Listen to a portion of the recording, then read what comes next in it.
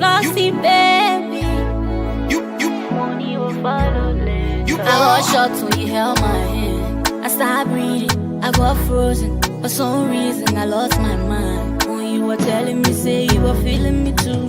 Same fine boy with the cutie eyes and the brown skin looks like chocolate. 6 feet tall with 6 spies. You gon' shy, you just my respect. Must have been feeling you too that while when you say be my girl, I say yes, okay. I remember you say you like your girl with a hiding color like mine. But let we talk so and talk so. If you see another girl, have fun, let me. Oh, have fun past me. You sure say same when I ain't a carry. Cause I am ready to put in my all. Me by a show. For me, la rest a show. I when I eat so and eat so. And I won't be so and be so. So let we talk so and talk so now. Let we talk so and talk so now. Let we talk so and talk so now. If you see another girl, have fun, let me. Let we talk so and talk so now. You sure say same when I ain't a carry. So let we talk so and talk so now. I know you like the way I blinky and the way I find it. Girl, I find you too. I know I want in a million, but find getting plenty with more than billions. But you say, Floxy to I met you a diva. I be catching feeling for you like I catching fever. Don't let your hair on my sweet. Enough for no pally penny, I will give you fever. Me, I just say yeah on my mother, enough for my heart. Temptation plenty. I just say yeah on my mother, enough for my heart. Temptation plenty. Musu tell me say you tell, say you want to. Is that one true? And I hear them say you be player. You like breaking girls, them hard. But let we talk so and talk so. If you see another girl, have fun, let me. Oh, have fun past me. You sure say same when I ain't a carry. Cause I am ready to put in my all. Me by a show. For me, la rest a show. I when I eat so and eat so. And I won't be so and be so. So let we talk so and talk so now. Let we talk so and talk so now. Let we talk so and talk so now. If you see another girl, have fun, let me. Let we talk so and talk so now. You sure say same when I talk carry. So let we talk so and talk so now. I know you like the way I blinky and the way I find it. Girl, I find you too. I know I want in a million, but find getting plenty with more than billions. But you say Flossy to I met you a diva. I be catching feeling for you like I catching fever. Don't let your hair on my sweet. Enough for nobody penny, I will give you. It's Dash Media.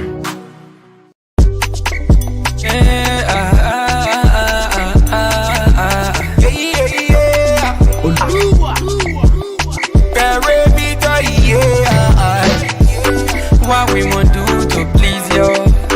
Yeah, we get people all around, oh. They acting that they let you when you show off. I saw you turn your body and they choked off. You buy your Lego, hey, attend them. People buy you Lego, hey, attend them. If you can post your man, hey, attend them. They dare you post your man, hey, attend them. If you won't ever go ever your family, don't bring that nonsense to somebody. If you won't ever go ever your family, don't bring that nonsense to somebody. So I said to pole. It's a long master, like Perry. Oh, to pole. It's a long master, like Perry. Yeah, yo, yeah. Yeah, yo, yeah, yeah. Yeah, yo, yeah. Yeah, yo, yeah. You let me, you not let me, I will under. You can't say, you not can say, I will under. They spit for me, I'm walking up my fire. They try to throw me down, but I bounce back. I survive, I survive. They try to play that weed, but still I survive. I survive, I survive. I wouldn't have bounce on me, one for my enemy. They try to perfect my life. I tell them realize that God begin, you won't try. Playing with fire, they perfect my life. I tell them realize that God begin, you won't try. Playing with fire. What's the benyo? What's the benyo? Then I owe me, oh, then I owe me, oh, then I owe me, oh. Yeah, yo, yeah. Yeah, yo, yeah. Yeah, yo, yeah. Yeah, yo, yeah.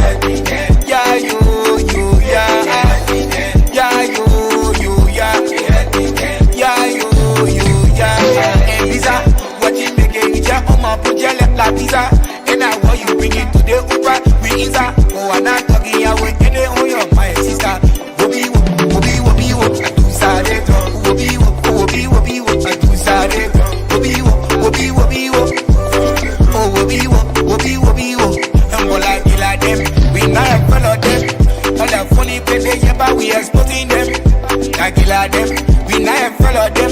All your funny play, yeah, but we exposing them. So if you like it, you get down, tell your mom, yeah. We let people we go left, so we don't care. Some men want to come a little west, yeah. As soon as see you in a belly, little get scared. Wobi wo, I do sade. Wobi wo, I do sade. Wobi wo, oh wobi wo. It's one proud music.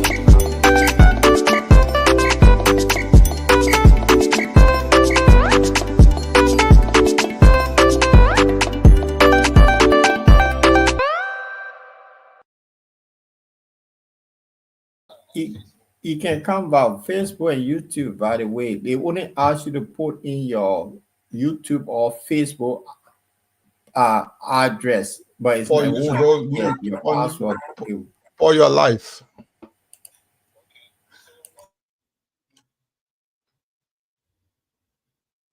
So now you make it. Everybody wanna know what do you do for your lady. When you not get money, nobody care. Nobody wanna know how you living. So now you make it. Everybody wanna know what do you do for your living. When you not get money, nobody care. Nobody wanna know how you living. So use your head. Know how to call it. You better use your head. You wanna how to call it. So use your head. Know how to call it. So use your head. You better use your head. So now you make it. Everybody wanna know what do you do for your living. When you not get money, nobody care. Nobody wanna know how you living. So now you make it. Everybody wanna know what do you do for your living. When you not get Once again, good afternoon, good evening, wherever you're joining us from. My name is Jamal Kamara. We'll be doing live from the center of Europe. Tonight going to be quite an interesting story tonight. We have a special guest who will be joining us tonight. But in the meantime, guys, back at the studio is Mr. Maurice Jankuba Dollar, and other colleagues will be joining me tonight on this platform. And we'll be discussing politics tonight, total live discussion politics. So Dollar, welcome. Good afternoon and good evening. How are you today from your location?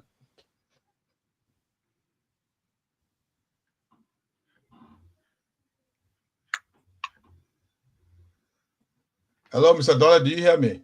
Oh, I thought you were talking to someone. Yes, right. I do hear you well. I'm doing well. I'm doing well.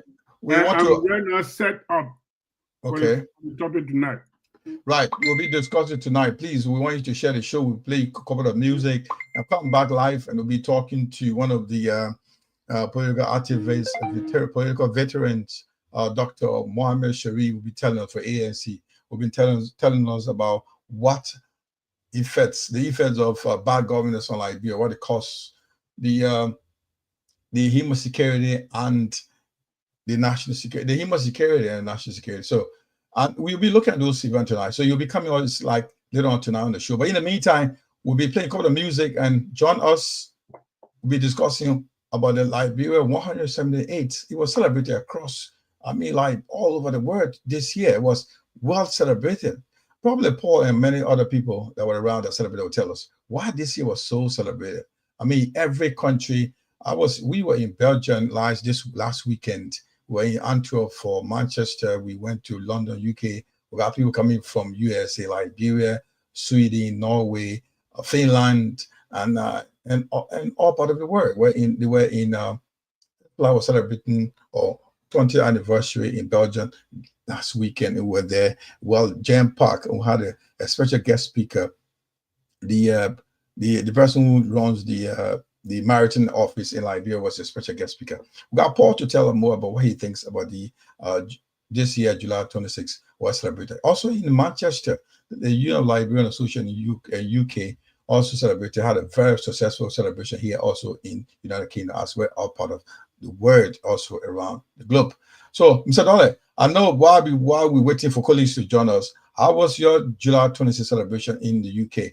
Oh, it was magnificent, really. To be honest, I participated in first night programs, having some activities with the Liberian ambassador in UK. I serve as one of these presenters those that were qualified to be certificated as a permanent Liberian citizens in our communities. Okay. So those guys, a few of these guys then were certificated, and which I serve as one of the presenters. I was presenting the certificate to them. So it's one well. After that, they had a dance Saturday night, which I didn't participate because I'm an elder person, and I don't like the who do you wear them again dance? No, for me, I'm telling you, if I dance, I won't be able to go to where the that's a reason. Doesn't you head American dance? But the is carry on this thing then. These are the BTS of being a O. All right, that's fine. While we waiting to other colleagues to join our guest tonight, if you just joined, we want you to share the show. Tell us your experience about this July 26th, well celebrated all around the world. And what do you think? Please drop it in our comment sections. What do you think? What do you think about the July 26th celebration? What 178 years Liberia had it last? This is going 26. 178 years old is Liberia. People have been celebrating. The questions around is what are we celebrating? What have we achieved in 178 years compared to other African countries?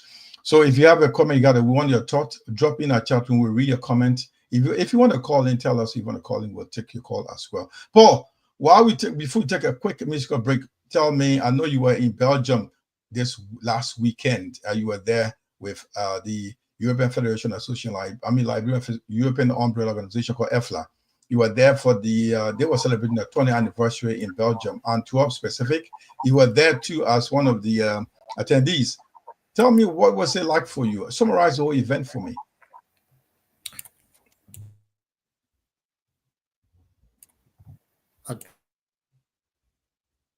I think Paul may be having some trouble getting across to us. So in the meantime, while Paul trying to get here, I think he may have some issue with his internet connectivity.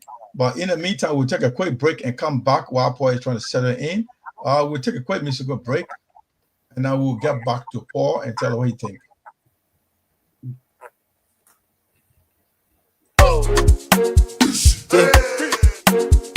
Boy. If we're pregnant, speak up. Sexy. Only records,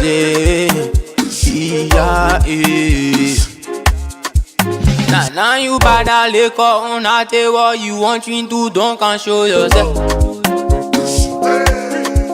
Got plenty dancing, now you dancing, you get happy. I say don't can show yourself.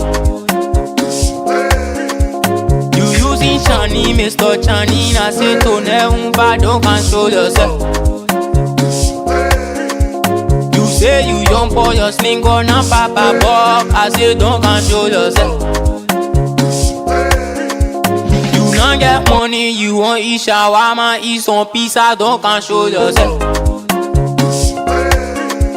I using sense on you, using sense on your own Chani, don't can show yourself. Your Nina Kebe, you go or you say your Nina Sarah, don't can show yourself. That's who me bluffing, are you bluffing, you get nothing, I say don't can show yourself. Now you buying gas, you say I'm on a runway speed, don't can show yourself. You say your Nina Johnny, you not get no money, I say don't can show yourself. You just see shy boy, you want can to smoke all the shisha, don't can show yourself. You just police boy, you want can tell me back on NASA, don't can show yourself. You say you married, you not get no ring, I say my friend, don't can show yourself. You won't can be so trustless, you not get no money, I say don't can show yourself. You say you don't get what you using 250 week, yeah, don't can show yourself.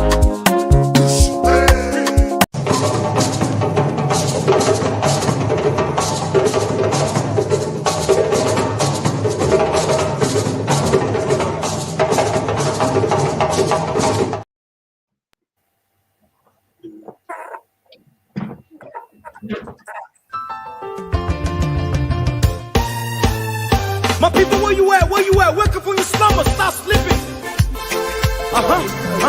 Whip your hands, whip your hands, whip your hands, whip your. Come on, come on, come on. I know you're sleeping now. Y'all gotta whip us more, yeah? Okay, let's go.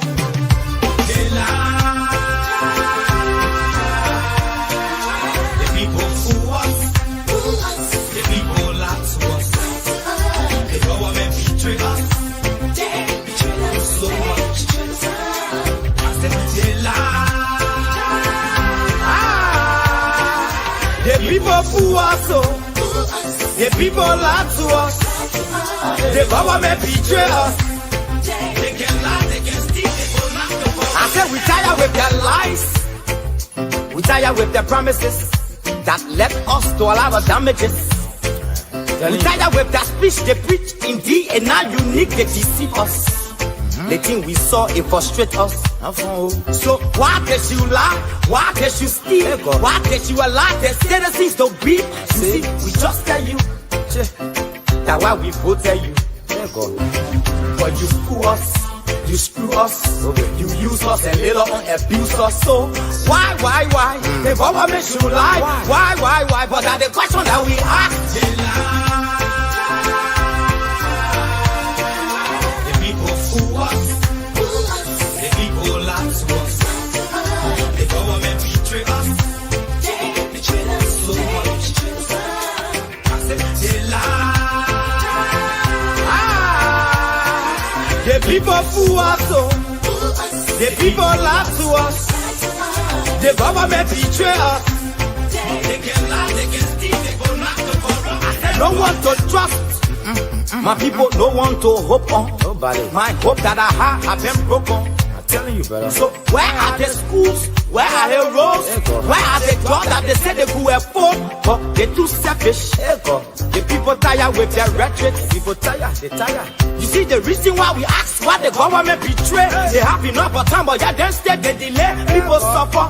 No work for people crying for hunger. Look at.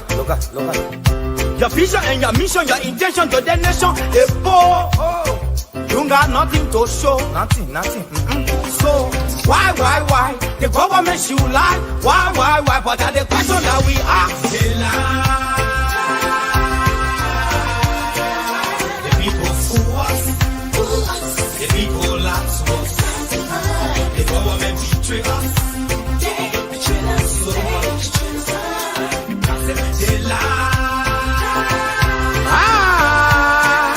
The people fool us, the people lie to us. The government betray us. They can lie, they can steal, they go knock the for us.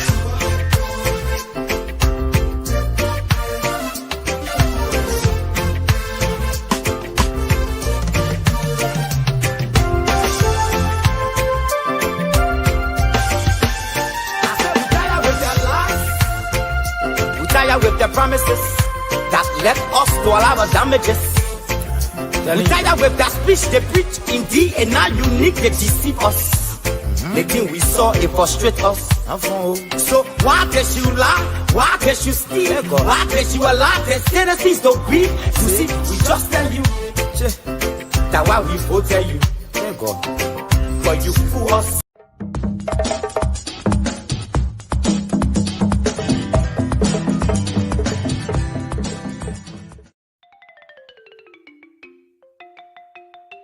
You are welcome to the Bottom Line Liberia.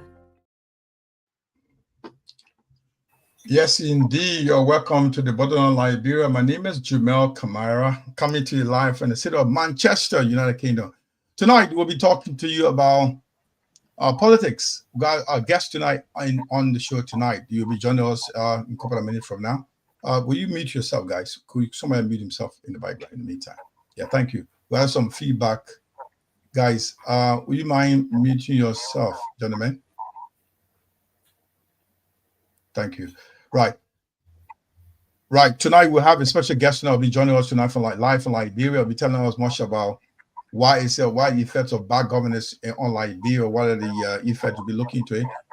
In the meantime, we'll also be looking at next Friday. We'll be having a special guest from all the way from Grenada, Jamaica, in the Caribbean. Will be telling us about Paul, will you mind muting yourself, please? Mute. Thank you. Right. We got some feedback coming up, gentlemen. So in the meantime, while we're waiting for our guests to join us, I want to welcome our colleagues tonight on the show. 5 from the end is Mr. Linford Egon Goy, the good friend of the microphone. We also have tonight with us Paul DeLong from London, and Mr. Mario Yankuba also from the neighborhood of Manchester. Gentlemen, welcome to the show this evening. My name is Jim. How are you doing from your end? We'll start with Linford. Well, I'm happy to be here tonight. After a hectic weekend, it's good that we can come back on the show again.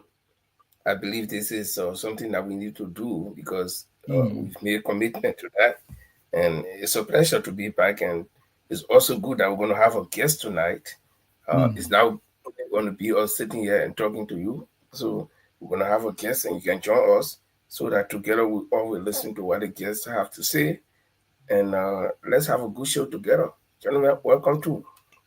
All right. Okay. I was talking to Mr. Dolly earlier on about the July 26th, well, while it's celebrated across in the diaspora. I mean, America, Europe, in Asia as well, in part of Africa. That's now those Liberians out there. We can see it everywhere. What is so big about this 26th celebration? What is this year? What makes it so special, Linford? What do you think?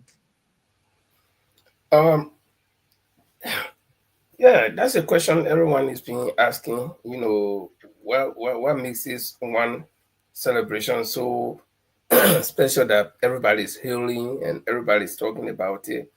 Yes, to be frank, from a very truthful standpoint, I would say this celebration was one of the best I've seen over the years. But what made it the way it was is the biggest question everyone is still asking. But again, I will tell you that if you ask me from my own standpoint, I don't have any particular from A to Z answer to say this is what made this July 26th celebration great. It could be that, you know, we came from war almost 30 years ago, and we've had up and downs with political activities. Then we have not had anything like war after the end of the war in 2003, but we've had, you know, problem with management, government, the governance issue. So that's where we've been stuck for the past time since we came from war. I mean, we spent 14 years in war.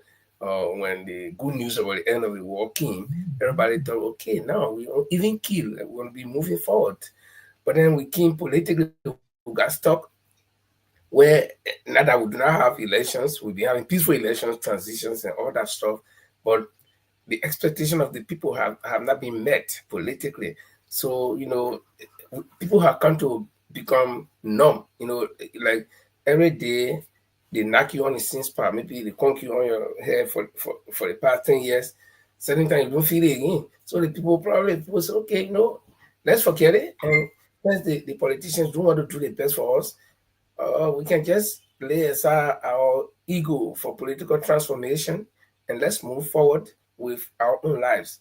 You know, celebrate those days that used to be celebrated in Liberia, like Christmas. You know, in Liberia, we got 3 days, 3 major days that we celebrate.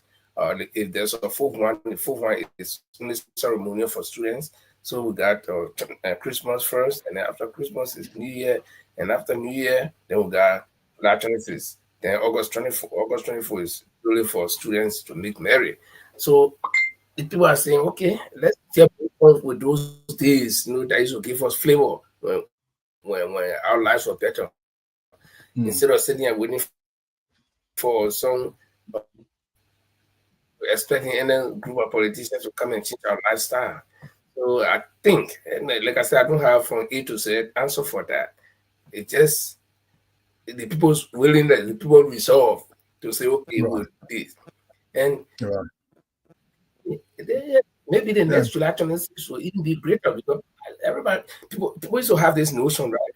Oh, you know, the Liberian people think me are not going there because they will not do anything better. But when I was going live at a program in Antwerp in the park, I talked to a couple of people and asked them the technical question. People who always used to sit on the fence and say, "Oh, I'm not going to this thing." They say that they are seeing changes, or they feel that, okay, let me go and join the people. They say that they are now willing. That's what made the July 26, becoming successful. And people say it could be, so that's it. Nobody, for me, I do not have a particular answer for that, Jima. Okay, before I join my colleague Paul to tell you what he thinks about July 26, we got some other clip to play around the world. Paul sent us some, thanks for goodness, Paul sent us a clip that we'll play. I will tell you what we have. Don't go away. We have tonight a special guest. I'll show you what we got tonight. Tonight we have Dr. Mohammed Sharif. You'll be speaking the effects of bad governance on Liberia, national security versus human security. You'll be on tonight. Please don't go away. Come back, share the show, and let's. If you have questions for him, we'll ask you to drop your question in. We'll ask you to also put your question through. In the meantime, we also want you to, if you want to phone in, we'll put the number across the screen so you can also call him and query him. He'll be talking politics tonight. But in the meantime, we'll discuss about the social life of Liberia. Just July 26th. Paul flew from all the way from UK, London to Antwerp, Belgium. I think Linford came from Norway. Linford got in late. I think he spent, if you calculate Linford, spent almost £1,500 or euro to just get to just for 2-day event. And Linford got on the 25th when we were like called guys. I was in. We were already there. And I think, Paul, what makes this July 26th special? And people say that why celebrate July 26th? What to celebrate out of Liberia after 178 years? What do we have to celebrate anyway? What do you think?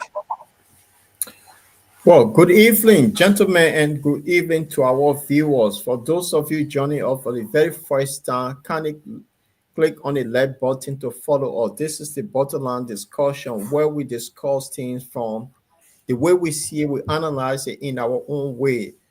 What made July 26 this year very special? Jamal, I think it's the youth, the young people, the Generation Z. I think they more involved in the July 26 than ever before. So that's what makes it special. When Linford says something I want to, from the beginning of this government, it has been trouble in the country, noisy. And for some reason, there's people not feeding that vow of good Liberians. So people decided, you know what? We just have to live with what it is. Let your unity be among Liberians. So they just took a while to the level. And the clip is going to play Minnesota. There's something unremarkable that we have not seen before. They came out in 1,000 to celebrate this day. They took onto the streets of Minnesota.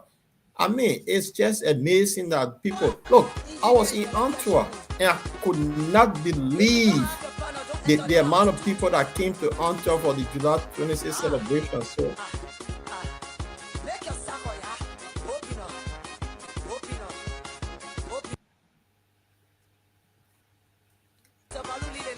Join my colleague Paul to tell you what he thinks about July. This is a popular song that almost every party was playing. I think it was also in Antwerp as well, Paul. Paul, tell us exactly where is this? This is in Minnesota, guys. They took on today. Look at the group. Look at the young people. This is the generation I was talking about.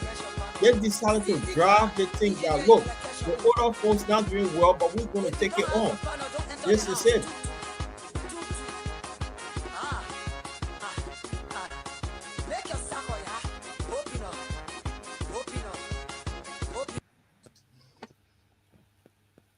Well, okay, guys, if you that was another celebration across from, I think that was from Minnesota. Paul just telling us. I think, Paul, what I noticed that Friday, the telephone man was kind of the key singer. When we were in Antwerp on the 29th, I got everybody dancing like in cycle, marching to this particular song. It was a big one. I mean, it was kind of national anthem for everybody, for every celebration across the globe, more especially those in the diaspora. I don't know what happened in Liberia, but this was big. I saw this happen in Antwerp, and I was there. From the ambassador to the guest speaker to the non-Liberians, friends of Liberians were all there, as well as also people that were passing by. They just came in there, they just danced to the beat. I think this is another big hit for Friday. He said the Friday telephone man, cell phone man Friday. Levi, I saw you also in the crowd. You were also jamming as well. Yeah. I personally, I was in the park on Sunday, when the cookout was held in Antwerp, and when you remember, you woke me up. So, and after you guys left, then I said, okay, let me get ready and go. I got to the park a little bit earlier than expected. And then people started to come. So it was looking like a little bit discouraging, and they were all getting gloomy, right? So people started calling each other, "My man, you're not coming." Some people said, "Oh, my man, yeah, we'll come." So then we got to know that people will come. And actually, to call long story short, people started coming. Even the ambassador was there again, and all the big guys were there. And we look, we were playing several Liberian music, and on the other side, you could see both the youth, the same thing Paul was talking about, the youth, the young, like, I don't know what, no, they are African, I don't know which country they come from, young boys and girls, all from some of the white children, they all mix up, they were all they play dancing. Then all of a sudden, I don't know what that crowd came for. Some big crowd came, they played the game, crowd them, man. And everybody, they were, group here, group there, everywhere. So what we did was, I just decided to take my microphone to go around and started talking to people. And it was very much successful in a sense that everybody was willing to come. But that was it. Right. All right, then. While we try to serve, I want to still remind you on the next Friday we'll be having another guest coming from live from the Caribbean, Grenada. I'll just share you what we got for next Friday. This is we'll be talking about just last weekend we had there was an Afro-Caribbean Summit held in Grenada this last weekend, and this is the African trade and investment. And we'll be speaking to Madam Lena Marshall, will be our guest next Friday. That will be the 4th of August. So don't go away, be with us on the 4th of August. We'll be having Madam Lena Marshall, also a lady who runs an organizations here in the UK that also promote trade between Africa and the Caribbean. She'll be our guest on Friday. Please don't go away. Join us on Friday, August 4th, on the same time at UK time, 8 o'clock Central European time, 7 p.m. Liberian time. Madam Lena Marshall will be our guest. We'll be talking about on Friday. We'll be talking about the importance of trade between the Caribbean and Africa. And the other events, we'll be making some announcement. There are other programs coming up in the Barbados in October this year. So be part of the show on Friday. So don't go away. We also, just another reminder, tonight we'll be having a powerful a politician from ANC, Mr. Dr. Mohammed will be our guest tonight. He'll be telling us much about good governance and bad governance. What is the effect of bad governance on Liberia? Stay with us. Stay tuned. You'll be joining us. So in the meantime, we still want to talk about, people keep saying, why we celebrate? Paul, tell me, people, I don't know, 178 years. You catalog this for me. We should be going there rejoicing, singing, dancing and stuff like that. What can we outline as indicators of progress in Liberia for 178 years compared to other African countries in the region?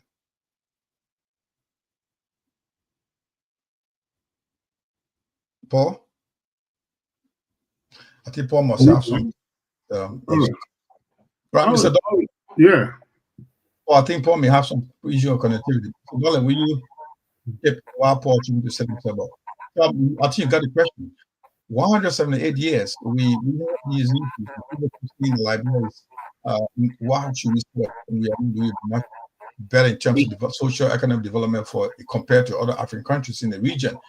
We shouldn't be celebrating. We should be thinking about putting our house in order in terms of social, essentials for people who are doing work and a better school system in the country after 178 years. What would you say to those people? Yeah, are you asking me or are you asking Paul? One question for you. For me? Yeah, go on. Yes. All right. That's my personal opinion on this thing here. This year's celebration, you will know about the other people. No. Question. No. I'm not about other people. The question I'm asking probably didn't get me. Let me repeat what I was saying. No. I got you. Okay, when you go straight to the question, go to the straight to the question. I'm going to 8. Please give me a chance. Yeah, I want you to go. Mr. Kamara, please give me a chance. I'm going to it. I'm saying the reason why the momentum was so high. No, that's not what I'm questioning. That's not a question, sir. I want you. The question is, please. You say why everybody? No, this is not. Why everybody celebrate the New Year? The independent. No, that's not a question. That's what I'm saying. I want to rephrase the question. The question is, people are saying that Liberia has spent 178 years, and the state, why are they celebrating what are they celebrating for? Compared to other countries in the region, they are most countries in the African region, West African region, they are better off compared to Liberia. What are we rejoicing for? We should be putting our house together in terms of good health care, road network, education system. The basic needs for the people is not yet met. So why would you be rejoicing? I got you. Okay. Let me answer to that. From my point of view, there's no point for us to celebrate because we have not do any achievement in our life in that country, but destruction. The civil war came and leveled the ground. The little development we had before.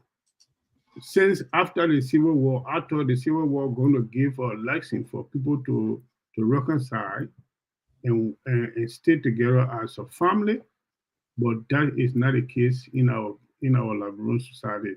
More especially the ruling establishments now in our country, instead of finding means to unify people, they are the one that bringing strategies to divide people, witch hunt people, degrade people, all this kind of stuff and things, and causing a lot of chaos among the Liberian citizens. So obviously, the elders of our country have failed. The young people that are coming out, they're supposed to unify, they're supposed to see the unification among, or they are not seeing it.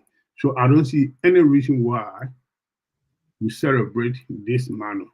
But my view, I could be right, I could be wrong. That's my personal view. I see this particular celebrations. It was something that orchestrated by the children because they are innocence of the problem that we have.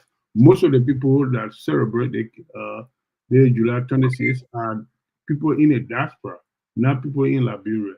The people in the diaspora, they only hear about Liberia, but they even know feeling the pain that going on in Liberia. They didn't know it, but they hearing it.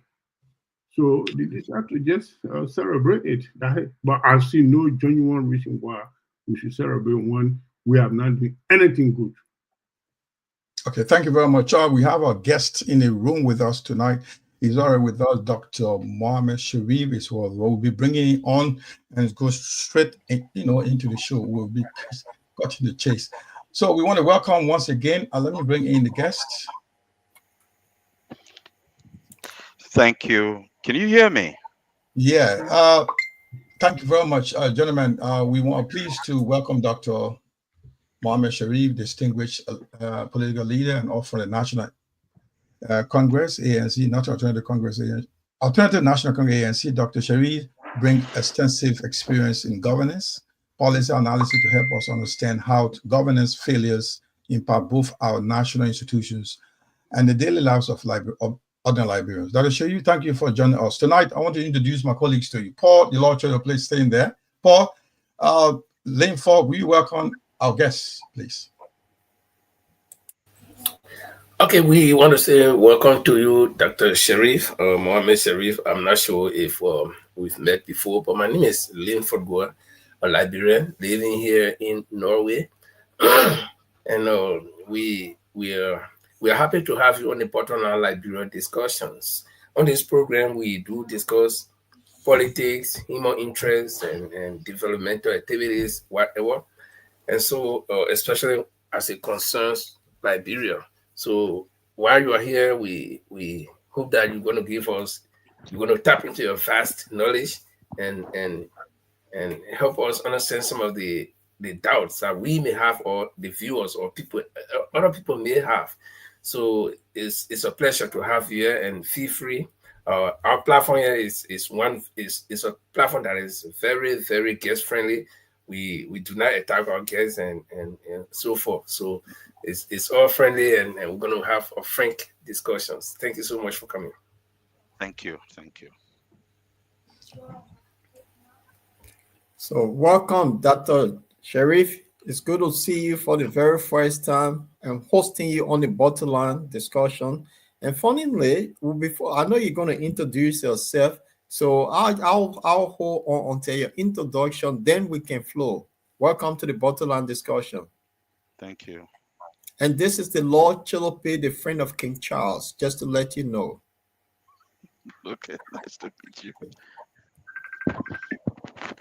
1 second, quickly, let me do something. Over the next 1 or 2 hours, we'll explore what bad governance means for Liberia, examine the tension between protecting states' interests versus protecting people, and we'll discuss practical solutions. We encourage our viewers also to share their thought with us. So we want you to join the conversation on there and drop your comments. Dr. Sherry, we'll give you a couple of minutes to introduce yourself. Then I'll ask my colleague to take the shots. Welcome, sir. Thank you. To just start with the correction, I'm not the political leader of the ANC. I'm just a member of the National Political leaders. Thank you. We have Mr. Alexander Benedict Cummings, who is the political leader, because when you say political leader, it's a political structure that allows how systems and procedures flow. Okay. I'm just one of the executive members and aspiring to become the chairman of the party. All right, I'm Mohammed Sharif. I hold a PhD in law, and I'm also doing additional PhD in University of Nottingham. I'm doing professional doctorate in public policy and criminology. So I have the opportunity to look at so many policies that Liberia has been aspiring, what they've been doing over the years. So I'll be sharing tonight the effect of bad governance as it affects, we will weigh between national security and human security. So I'll be elaborating on that. Thank you. Okay, thank you very much. Before my colleagues come in, Mr. Dolly, you want to welcome our guests? Oh yes, definitely. I will appreciate welcome the brothers into bottom line. Mr. Sharif, I am Maurice Dulles, having a security background, and I worked for my country for more than 20 years in the security sector. So now we are here tonight to hear from you, to know what you people going to do for our country when people vote you people into power, more especially ANC. If you are in a leadership, what you people going to do? So the question will come, but this is a welcome statement that should not expect easy question from people tonight. We will ask you how we see things. I came prepared. All right. Thank you, Mr. Doyle. Welcome, Dr. Sharif. Welcome to the bottom line once again. Jamal Kamar is my name, based in Manchester. I'm one of the co-hosts of the program. First, I'll take the first shot, Dr. Sharif. Dr. Sharif, when we talk about bad governance in Liberia context, what specific indicators are we looking at? When you say bad governance, it has so many things. In terms of decision making, that's the bottom line of bad governance, the decisions you make. Let's say, for example, I'm a father, I have a wife, I have children, and decisions are taken only, for example, to benefit me, forgetting that I'll have a wife, I have children, I have grandchildren, I even have my nephews and nieces living with me. The only thing is, I get money, I go play gamble, they beat me, I can't talk, like I go Palm Spring, I go play gamble, all my pay, the remaining one I drink it. The children are not going to school, I'm not buying clothes for them. Wife say, what happened, what not happened? I'll just tell them, say, let's put it to God in prayer, let bear a thing will change. That's not leadership. So most of the decisions that have been taken in various sectors have been bad decisions. And those decisions led to Liberia to go to war. And I tell you, Mr. Kamara, it has not changed. It has not changed. And one thing the current leadership of Liberia need to understand, they have at all times in the history of Liberia the most educated Liberians. The young people, you will see women with master's degree, you will see women. Look, women have improved. Young people have improved and they are demanding more from their government. They're not let leave it because of culture. No. They're not culture you will carry in the market to buy food. They're not let leave it you carry to go pay school fee. So tonight I will be discussing the security, national security, and I want every one of them to listen because I'm going to give proof of everything I'm saying. Okay. Thank you. All right. Gentlemen, go on. Anyone of you, Paul, Linform, Mr. go on. Yeah. Are we starting with Mr. Dollar, go on. All right. Go ahead. Give your question. Go with your question, please. Oh, we should go directly to our question, isn't it? Whatever you want to ask him regarding the relation to the topic we have, bad governance and the effect on bad governance, like the effect of bad governance on Liberia. All right. What's the question from our guests? Yeah, the question to our guests tonight is basically on a security, on a national security issue, because that's little knowledge I have. Mr. Sari, if the Liberian people decide to select your party to be the next government, what will you people really do different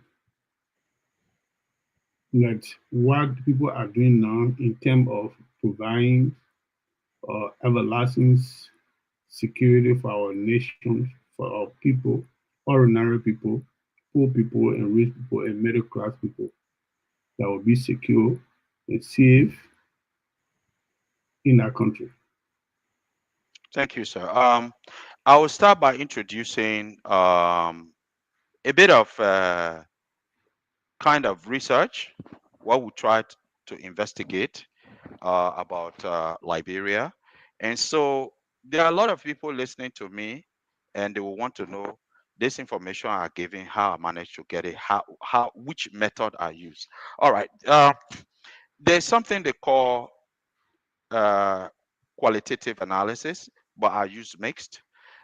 There's what they call reflective thematic analysis, where it allows you, when you're trying to find out something, you're able to go deep to find out why people hungry in Liberia, why people always protesting, why Liberian people not happy always with their government. The question always is why the government always something happen, they will send army, they will send police. Before you look, they send soldiers. Why? So that is the reflective thematic analysis. And then there's something we call predictive modeling analysis. We're able to look at what happened before, from 1979 rice riot, or before that, what been happening that led to violence in Liberia, and on to what happened during the war and what we can do to stop it. Now I'm going to begin by explaining. When we say national security and human security, national security basically has to do with the military and the intelligence service. And then human security has to do with what the government can do to prevent disaster, conflict, and problems that their citizens facing. So now I took that level of analysis to start to look at Liberian national security, basically the military first. The military budget, Liberia not actually need to be buying guns. What we need as a nation is to be able to provide for our people. I'll give you an example. Here is the structure of the military. They have the infantry, they have intelligence, they have the artillery, they have artillery is air defense. Basically, they deal with that. They have training and military police. So if you basic logistics, and my concentration here tonight is to tell the government of Liberia, you don't need to buy more guns. You don't need to buy more guns. What you need to do is, under human security, is provide hospital, provide schools, let people be secure in their jobs. Because when people have fear that they don't have a job, they become insecure, their family become insecure, it's a threat to the state. And this is why I want to argue on tonight that the government need to understand that, like one bullet, the basic one they use for AK-47, and I think it's used for AK-58 and AK-74, and similarly AR-15 and other assault rifles. So basically, I'm talking from the background of military science, not that certificate are getting it, military science. So I'm giving basically, so don't be surprised when I call in military jargons and military things. So basically, one bullet used to cost $1.25, but now it's around $3.75. One bullet. So if you put 10 bullets together, or 20 bullets, or 30, sometimes there are 20 bullets in one magazine, or 30, depending on whether it's G3 or the German weapons, or the Kalashnikov from Russia. So if you put $3.75, 30 of that, you're now almost paying a poor person school fees. You are able to pay a child school fees right outside of Monrovia. So our argument is, if we are elected, we will pay attention more to human security than the aspect of military industrial complex. Military industrial complex is the relationship between the government and the arms companies. Because when they will tell you, say, the country is not secure, buy this weapon, buy the least you can buy an armor car, old one, refurbished, is 25,000. Okay, You want to buy a new one? So that amount, yeah. Dr. Sharif, sorry. I think it's quite interesting. That will take us. My colleague want to hold you there. A link for Paul want to come in. I think you're driving to the quick questions. Before they ask him, can you tell us the national budget in terms of national defense in Liberia compared to other departments? Do you have an idea on that? The defense basically budget. It linger between 1 to 2% of the national budget. So that would be one of the lowest so far. Comparatively, that would be one of the lowest in the national budget. When you say, when that is what we are made to see. Okay. That is what you are made to see. So if you have 600 to 700 million, and then they tell you, say, oh, that 1 to 2%, but I know that it's above 10% of the national budget. But my argument is not only even the amount of money. It's about the militarization of the national security strategy of Liberia. Okay. You see that there was something that happened in Kinjor. You see that the police use force and people always die. Those people in that place, they are not secured on their jobs. People are not secure in their environment because those companies dig in and creating risk for the people, and they're not going on with their corporate social responsibility. So this creates fear in the people that they are not secured. So people protest. So my argument, you see, are bringing about the cost of these things, is that if that money can be realigned to be used properly in education, in health, and provide employment services, do job creation for the people of Liberia, you don't need guns on the street. You don't really need arms. Yeah, Dr. Sharif, my colleagues want to do a follow-up question on that. Linford or Paul, will you take on that, please? Let me come in. Okay, Paul, you want to go? You can flow. Yeah. Dr. Sherry, welcome to the Bottomland discussion. And to our viewers, kindly share the show because we're getting into the nitty-gritty of this conversation. Dr. Sherry, you talk about governance. And you just mentioned, gave an example of King George. The president bought $1.1 million armored vehicle. Will you consider that as bad decision or decision making related to bad governance? How do you compare those two? And you talk about schools. If $1.1 million is gone onto a bulletproof car that could have benefited a lot of youth, what will you say to that? That's the exact argument about the bad decision of and bad governance. Because if the president priority had been what we call human security, that 1.1 million can provide job opportunity. That 1.1 million can provide opportunity for training of the young people. You will get them out of the streets. You will get them not to be zogos because they will have chance to go to school. And then one of the things that make you see the president buying that kind of car is because they get fear. When you're not treating people good, you're always scary. Why is president scary? Who looking for him? An 80-year-old man. You think Liberia get time for war? Nobody get time for war. People want to live. People want to survive. We, the young people, are comparing our lives to the lives of other people who are prospering. So he should understand that he 1.1 million times 2 because they're not one car they buy. That car they're not one they buy. That is a bad decision. And that is why we talk about military industrial complex, the relationship between companies that make military equipment and governments.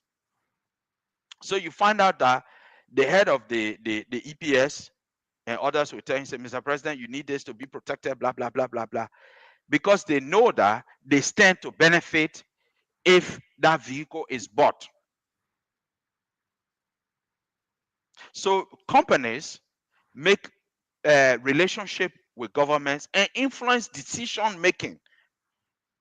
So that is the policy aspect that we're talking about. Say that was a bad decision to buy that kind of car in an economy where we expected this president, who has spent 40 years in government, not governance, government, to be doing mistake like that about governance. We expected him to feel for the people he said he was going to rescue who were working in Soniwe. Our institution, ANC, will not do that. I assure you that if Liberian people gave ANC the chance, I who sit here will not allow Cummins to do that. I can't allow it because I come from a deprived community. I come from Lofa. Jiga got in my foot. You know what they call Jiga? We all been through Jiga. Got in my foot. So I understand suffering. So if we are given the chance, we will not be buying $5 million car. Dr. Shirley, we'll give you a chance to speak much on ANC policy on DC more security, but I want you to give a chance to my colleague to do it. We still need you to talk about the good governance and the bad governance, the effect of bad governance. Linford may want to do a follow on that question as well. I just want to follow up with something, and then Linford can come because Linford is the hard talker on the show. So saying I'm the soft talker, let me go first for Linford. Dr. Sharif, we've been told that the president announced that tomorrow will be Thanksgiving Day, but this gone April, Fast and Prayer Day. This gone April was also Fast and Prayer Day. We're talking about the economic situation in the country that there's no job. People strive to make that little market to earn something to live on. Is that the decision making of the president or the leadership is the bad governance that you talk about? Because economically it's not viable that you just have Fast and Prayer Day in April. Now after July 26, you have another one. What say you? You know, there's something we call dictator's playbook. The detox playbook is that it's a game they play to distract the attention of the people from the wrong things they're doing. You see, the other day I had an interview and I talk about what we call trickle up and trickle down effect in economics or in policy, wherein they should be creating opportunity for people to get jobs, which will benefit if that they trickle up. Companies will get job and so will get big contracts and be able to employ more Liberians, or if they trickle down, where they will do tax cuts and enable create incentive for companies as well for people to be able to get jobs. And at the same time, mind you, government is the highest employer in Liberia. 85% of people who are employed in this country or who are getting their living comes from government. So whether those are businesses that are doing that work that are offering services to the government. You had fast and prayer a few months ago. Now you are having another one. It's an economic deficiency because you are going to we lose the revenue that should have been generated tomorrow. But because he wants to deflect the attention of the Liberian people from what they're doing, that's why they call for another day of fast and prayer to show that they are religious. They are not. Don't get me wrong. These people, listen, they're playing fake. Let me hold you there for a second before my colleague. Limpa, so I hope you mind. I mean, if you were around, during the Town the Door era when the national team wins a match, a football match, the next day automatically was always a holiday, a national holiday. Do you also understand the president has a right to declare a national day, a day? Like it shouldn't be enacted, but the next day could be a national day. Do you hold against that as unconstitutional, or it's not a good government? It's not a good way of governing? Because he said tomorrow the country needs some prayer and service. He wanted to declare probably we need more deliverance. And you're asking for, because if you look at Liberian people, they seem to be more religious, and you're asking for more deliverance. So do you see that as anti governance or something? What do you think? Why do you think that's wrong? Let me just explain this phenomenon to you. That's why I said the dictator's playbook. How did Doe come to power? He came by the barrel of a gun. Who is Joe Barker? He worked with Doe. He was Major Joseph Numa Barker. He worked in the military government. If you not see a military picture, just ask other journalists, they will give you. So it's a dictator's playbook. We are not against every day Liberians are praying.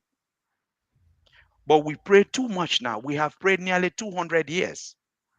It's time for us to work. But we allow the wrong people to put us to work because they are not working. They are not rescuing the Liberian people. They are rescuing their pockets and their friends' children's pocket. Okay, Linfo. Okay, I hope I'll have that much tranquility here from a corner. But let me say once again, welcome to Dr. Sharif. And I want to put a little fun in this. It's directly at you, Dr. Sharif, and don't take it as any offense. No, I'll respond. Yeah. I'll respond kindly. You know, when I first heard Dr. Sharif, I saw the poster, I saw your picture, then I saw the other Dr. Sharif that appeared with Rasta. So I was like, so there's a young guy, number one, and number two, this is a symbol that the young people are now taking onto the mantle. You know, imagine, go back, for those of us who are a little bit older, go back. I live closer to the University of Liberia when I was growing up. So you used to go in the campus when you see even a guy with master's degree, who is a teacher, you see the guy, the hair way, beard long, you see them. So now we used to see them start running away because he's scared of that guy, you know, with glasses. But nowadays, life has become so easy, education has become simple. I mean, not in a sense that it's not valuable, but young people are doing it. Now, you got doctorate degree and I would probably you walking the street with a Raza and say, well, this is another boy, you know. But I'm very proud of you, and I want to say thank you for your achievement academically and what all you are working with now. But Dr. Sherry, you made several points, some of which I want to talk about. You talk about national security and bad governance. Now, in my own sense, as a journalist, and having worked and also several leaderships in Liberia, I believe the core issue that we have is bad governance in Liberia. Liberia does not lack anything from our own perspective that can make our lives better, but it's because of bad government. But let me ask you this: what if Liberians will enact laws that say, well, district around, we have no threat to our government. We all of us support our government. Whoever the president is supporting the government. Do you think that level of threat will be high enough that will make the security around the president to want to protect him like what he's doing now? But in a case, good. Nigerians are not walking with guns hanging on their own wallet like in America where people got freedom to buy guns. Nigerians are very peaceful. So who is this president afraid of? When I saw my own candidate that I supported in places where even me when I go to Liberia, somebody has a bit of background. So my mute yourself. Mr. Dollar, we might mute yourself, sir. Thank you. President Boakai were all over the place. I remember he made some kind of trip that he went to Lofa when he came. He was so tired and all these things. At that time, there were no $1 million bulletproof. So why is it that when you become president, then you think that the same people you used to sit with will now come to do something to you? So speak on that for me. What is all right? I really love this question, and I want on the national security side, I want everybody to listen and hold me to record for what I'm saying, because this is a research. You know, in my opening statement, I said a research analysis has just been completed. This is a draft I'm giving information about. Now, under national security, you have the military and you have the intelligence. Now, here's what I'm saying. Let the Liberian security apparatus listen carefully. In terms of the Liberian security, there's no external threat to Liberia between now and 2028. No external threat from Ivory Coast, from Guinea, and Sierra Leone. And here is what I did. I've traveled. I'm a researcher. I've been able to visit most of the border locations in Liberia, in Ivory Coast.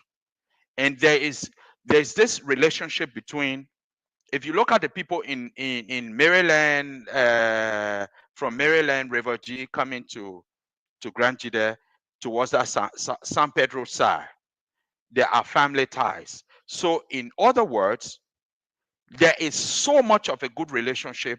So there's no immediate threat to Liberia. When you come towards Nimba, the Gio side, going Danane and the other side, no immediate threat. What if you look at Guinea, the Mano, the Guinea Pele, and coming down the Toma to Lofasa and so on, there's no external threat. I'm not going to go deep into telling them what they should do. If they wanted, they pay for it, because this is a research. We're not going to give it to them free. But there's what I can say on record. Liberia is secured externally. Now, the other thing that we need to understand that Ivory Coast, because this current president is afraid, because there will be an elections coming up in Ivory Coast, so they even have a concern. So they are manning the eastern side of the border. So we believe that there's no threat, because if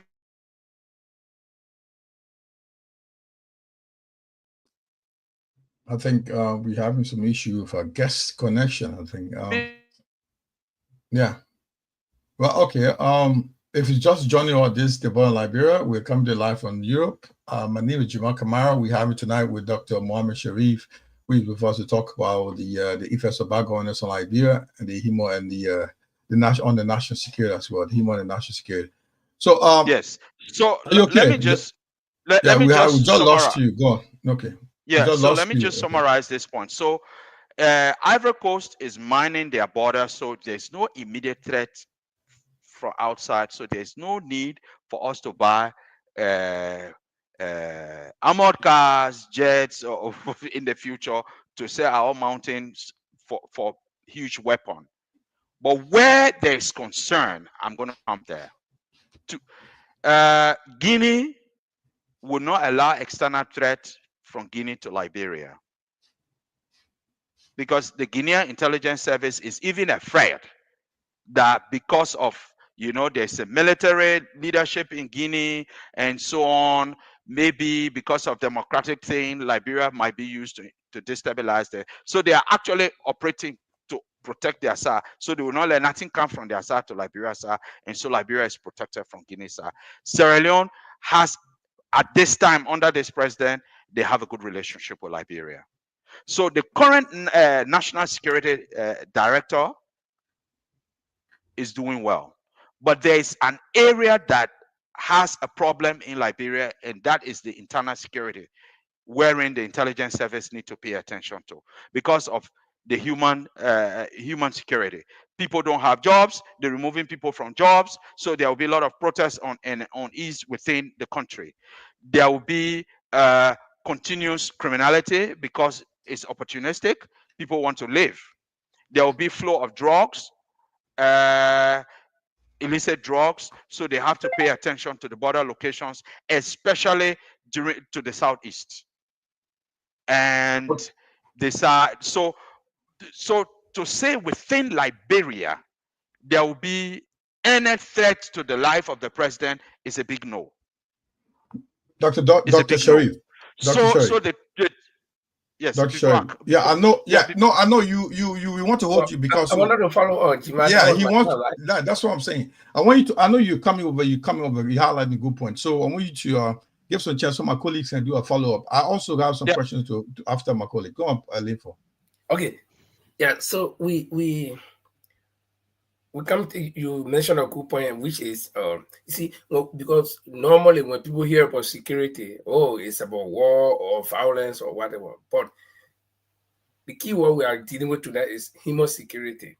Now, you got a country, and generally, let me get back your statement that Liberia is peaceful. Generally, from our own standpoint, there are countries in the world that have never fired bullet at any other country or at each other in the form of war. But you got more violence there than countries like Liberia that have been fighting for 14 years. And though there was disarmament, but the first thing is nobody commissioned the arms that were used in Liberia for the war. In other words, nobody counted the arms and say, okay, John Brown, you got 10. Keep it. At the end of the war, bring it 10 arms or come and give record of the 10 arms that we gave you.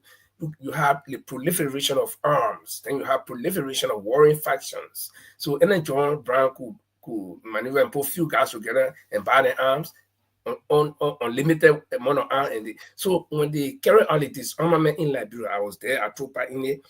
Okay, we'll call it. But I, for one, I was still skeptical that it is not all of the arms that people use that will turn out.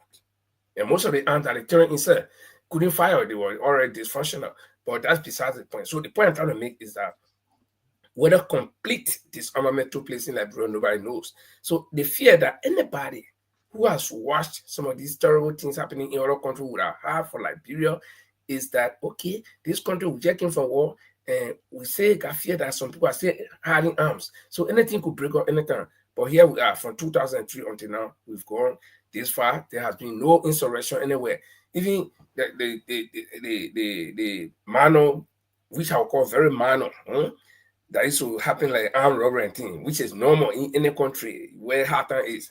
Okay, that was just isolated case. But a country like Liberia that fought very serious war with different fashion, we should be having, God forbid, but we should be having what do you call it? Highway piracy, we should be having gunfiring all over the place where security good that you can see, but it's not happening. So generally we are peaceful people. We are peaceful people. So I don't want to portray that. But the question I want to ask again is the human security that we talk about, and you mentioned the drugs, which is taking all the young people. And remember that I just said I'm proud of you as a young man, and seeing you where you are. So your peers and even people who are younger than you are being washed away by drugs. I was surprised to hear one guy saying that he was he graduated from the University of Liberia and the guy's on Sogo for the past 15 years. Can you imagine? And how many of his peers are like that? So the question I wanted to ask you is, what do you think the government could do, this particular government or even incoming governments will do to remedy the drug situation? Not grabbing people and putting them in jail because he saw the guy, because the guy does not manufacture drug.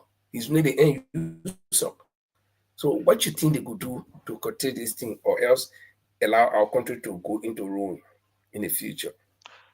Okay, thank you. I'm happy you said what a future government could do, but we will highlight what the problem is. The problem is, for example, you have a parent that is paid maybe 250 or 150. How is that parent going to be able to pay house rent, feed the family, send the children to school, and at the same time be able to cater to the basic needs of the family? These people we have elected successively over the years are very wicked people. They don't give, they think about what they call minimum wage and not living wage. You live abroad, you know what is living wage and minimum wage. You can't pay somebody money that can't be able to buy anything. The last time I mentioned something, there's something we call consumer price index. I spoke about it these few days. The central bank governor came out trimming last week Monday when I talk about consumer price index, that they have not been releasing it in comparison to what we call inflation. He came out trimming to give figure. The president also came out also trimming to tell vice president to do an assessment and give them answer in 45 days. Here's the thing: if you are paying somebody 250, and then rice price last year was $15 at the time when they came to power, an example, then this year now is $17 or $22, and house rent moved from $25 to $35, and you now increase the salary of the civil servants. How do you think that they will be able to cater to their family? Chicken soup price go up, basic amenities, milk, small things, even school bag, school coming open, prices have gone up, and the government has not increased the salary of people, but they're buying bulletproof car. You see the Senate. None of those people in the Senate will not tell you anything. They are all hypocrites. And I'm going to throw a jab at them.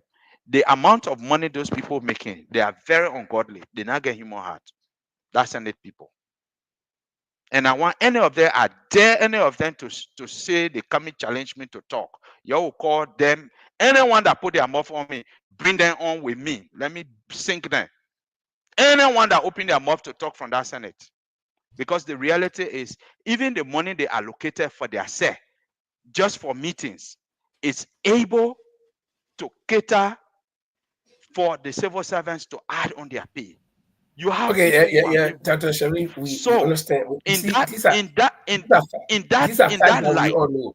These are facts that we all know. But the only way you can get people from the street, the very first thing is start to pay their parents well. Let the parents be able to send their children to good school.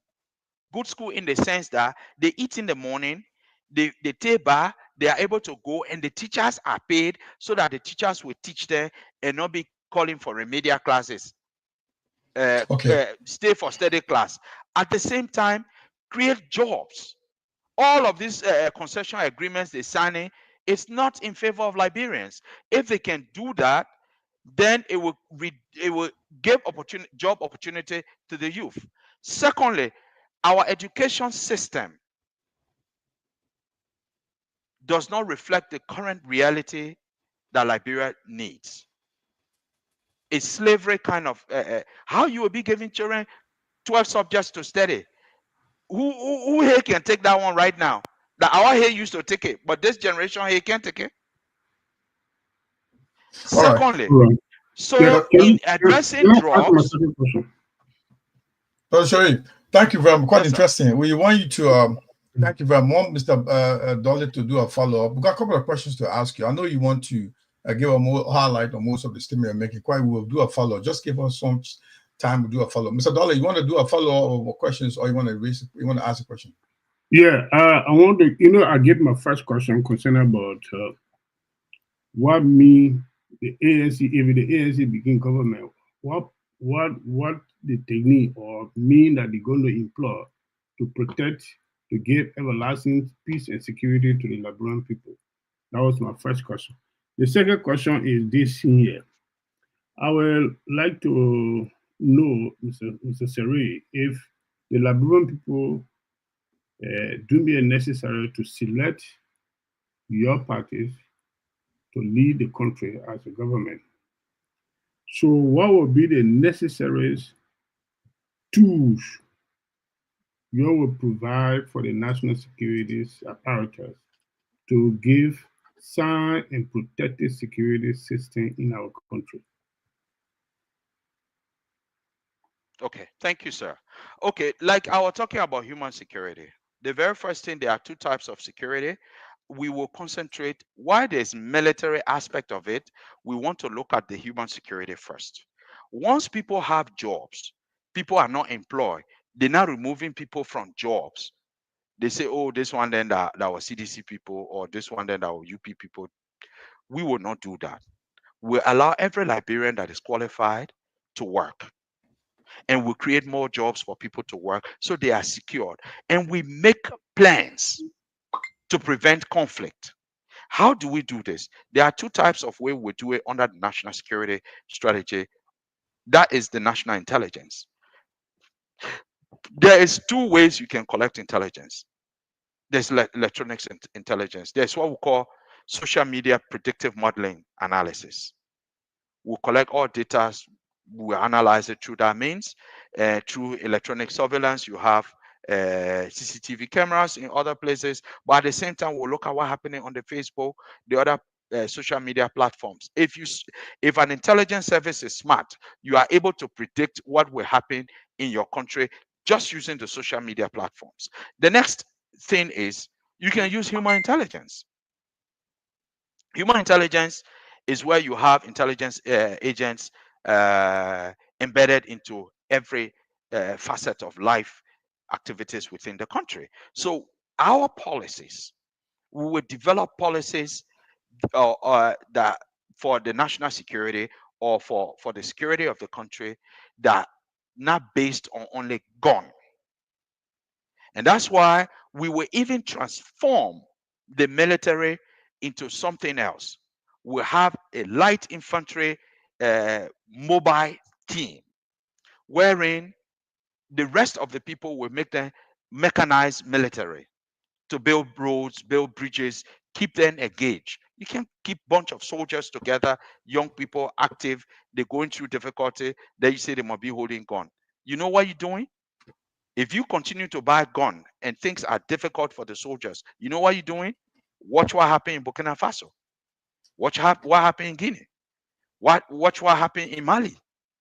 So our strategy will not be to militarize our national security strategy. Our national security strategy will be based on human security. We make sure people can't die on the road when they go in hospital. Hospital will not be far from them. There will be medicine in hospital. Teachers will be paid. Even people will have jobs. As long as people are employed, they are happy. They don't have time for you. You like I say, you can walk. I dare this president, he can walk from a horse to Junction. Nobody will throw rock at him. Mr. Sharif, thank you very much. They will cost, but they will not jump rock. Mr. Sharif, quite interesting discussion. I think we may be taking calls, so we'll open the line later on. But we got some comment coming through our chat. We'll probably give some of the comments. So if you just join us, this is the Bottom Liberia. We are tonight with Mr. Two doctor holder, yeah? I no, understand. No, just Mohammed, Dr. Mohammed Sherry one. So, sorry, sorry about that, guys. The question is, I just want to go in. You know, you made a beautiful analysis of the situation in regard to human security and national security in Liberia. My question would be like, you're from the ANC, one of the executive members of the ANC in Liberia, and you have a very beautiful analysis. And some will be wondering, listeners will be wondering, with a beautiful point, a beautiful policy in terms of human security, providing job. What happened to ANC performance at the poll just recent elections? What did Liberian poll do? They didn't see what really went wrong. So if you have said this, Liberian will listen, and they could have given you a chance to lead the country. And while your performance, ANC performance was very horrible. And you telling me, giving the beautiful analysis, people be wondering, why are you coming from these points? Did you advise Mr. Comey on these things? Or were you one of the policy advisors or policy makers at ANC? Or how do you comment on this if someone asks you? Okay, I will answer in two ways. Number one, the fault is on us. We accept that, yes. We got 1%. That you fail. Yeah. Yes, you fail. And I will tell you why. Yes, we fail. And I'm going to tell you why. Number one, the one about myself, I was in school doing doctorate degree. So I was not there.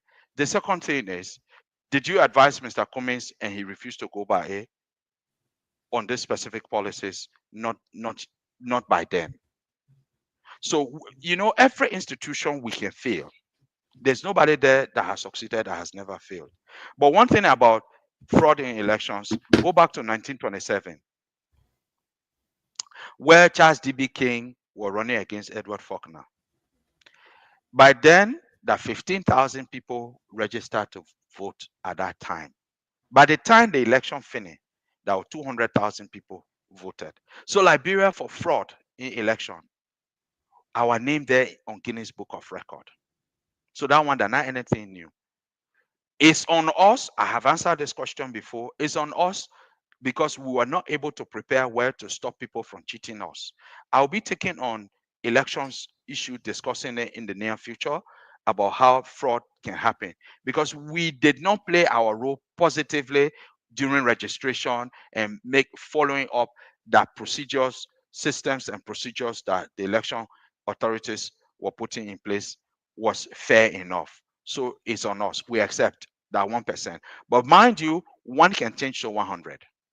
Because I'm not dominating you. I want to give the question is bring another question and say that if you have evidence that it was fraud, the whole election was a fraudulent against you as a party, why did you challenge the results? Okay, so here is the thing. If you take elections in West Africa, the time Goodluck Igbele Jonathan against Buhari, the issue went, I'm a lawyer, the election issue, Buhari challenged it, they went to court, blah, blah, so blah. what are you saying? You are not going to have your in 2015. Your day. Sorry, Mr. Sherry, let me just Sherry. Let me. So are you saying just, that you're not going to have your day in court? You're not going to be an equal justice? Well, let me just explain to you. Let me just explain this thing to you. So what happened in Nigeria, similar thing can happen here. They went to court. Then the court said to Buhari, yes, the election was fraud, but it was not fraudulent enough to cancel the overall result. And we have similar experience in 2017. Bronskin took the case to court that the voter registration roll was fraudulent. There was an argument in the Supreme Court of Liberia back and forth. The Supreme Court ruled that yes, there were errors, and let them go and correct it and let the second round take place. Did they cancel the elections? No. We don't want to waste our time. And don't forget Moshe Abiola from Nigeria also, his case. Yeah, it happened to Moshe Abiola with Babangida. So it even happened. It even happened. Let me just. I just showing you. No, I have shown you that Liberia here. The very Liberia here in 1927. If 15,000 people can register and 200,000 people vote, has it changed? Sorry, sir. I think I'm my last it question hasn't before Paul. changed. Before Paul, So fraud in Liberia in election is part of the game. You, as a political institution, you just have to be on top of your game to block them from doing so. And fairly enough, you people are on top of the game. So they block CDC from cheating them to the level they won. But I assure you people, it will not happen. It will not happen in 2029 because we'll be on top of our game. So we'll win. Dr. Sherry, you know what was disappointing for most sympathizers and supporters of ANC? Because with all the facts you are presenting, the issue, at least there was no challenge made to show out of the system that, look, we were cheated, we were challenged, at least let the court deny you. There was no attempt made by the executive, by ANC, to tell all the CPP, to tell them we were cheated. Yeah, all the facts you gave, if they are facts, why this was not done? At least to let the sympathizers or the support ANC or the CPP to tell you, well, we made an attempt, we were denied at the court level. Why this was not done? So that's the question. Okay, so now let me just give you an example. The thing is so clear.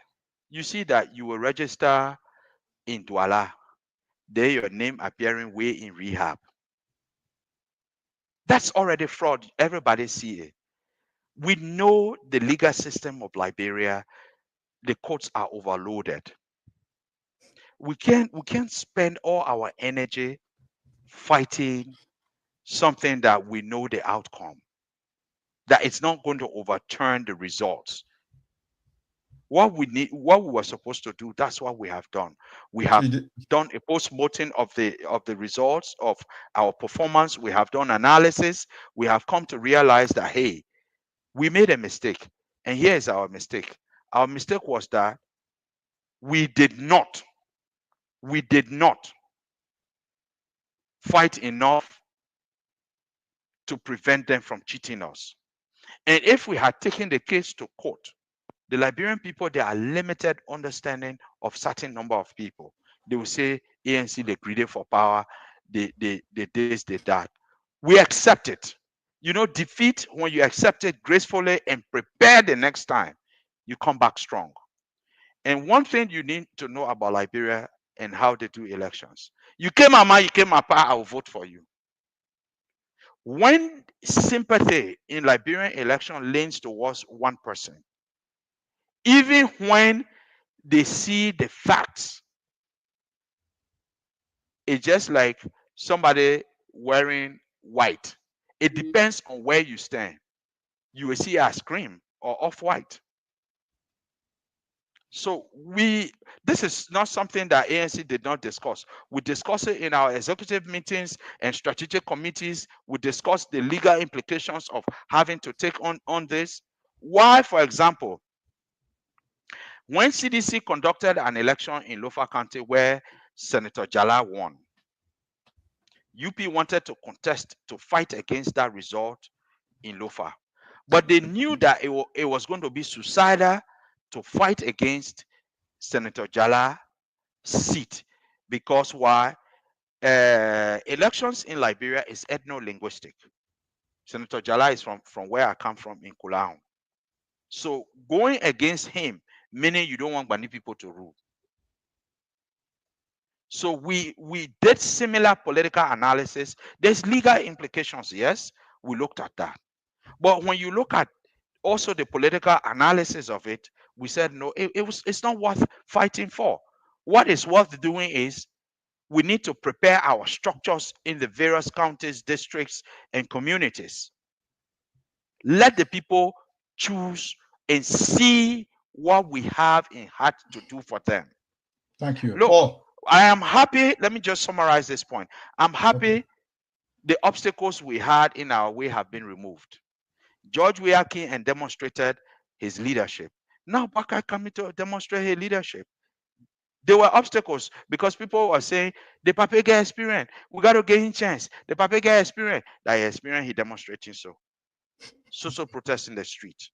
So bad decisions. People going out of job. People causing us. You saw tested driver then out today.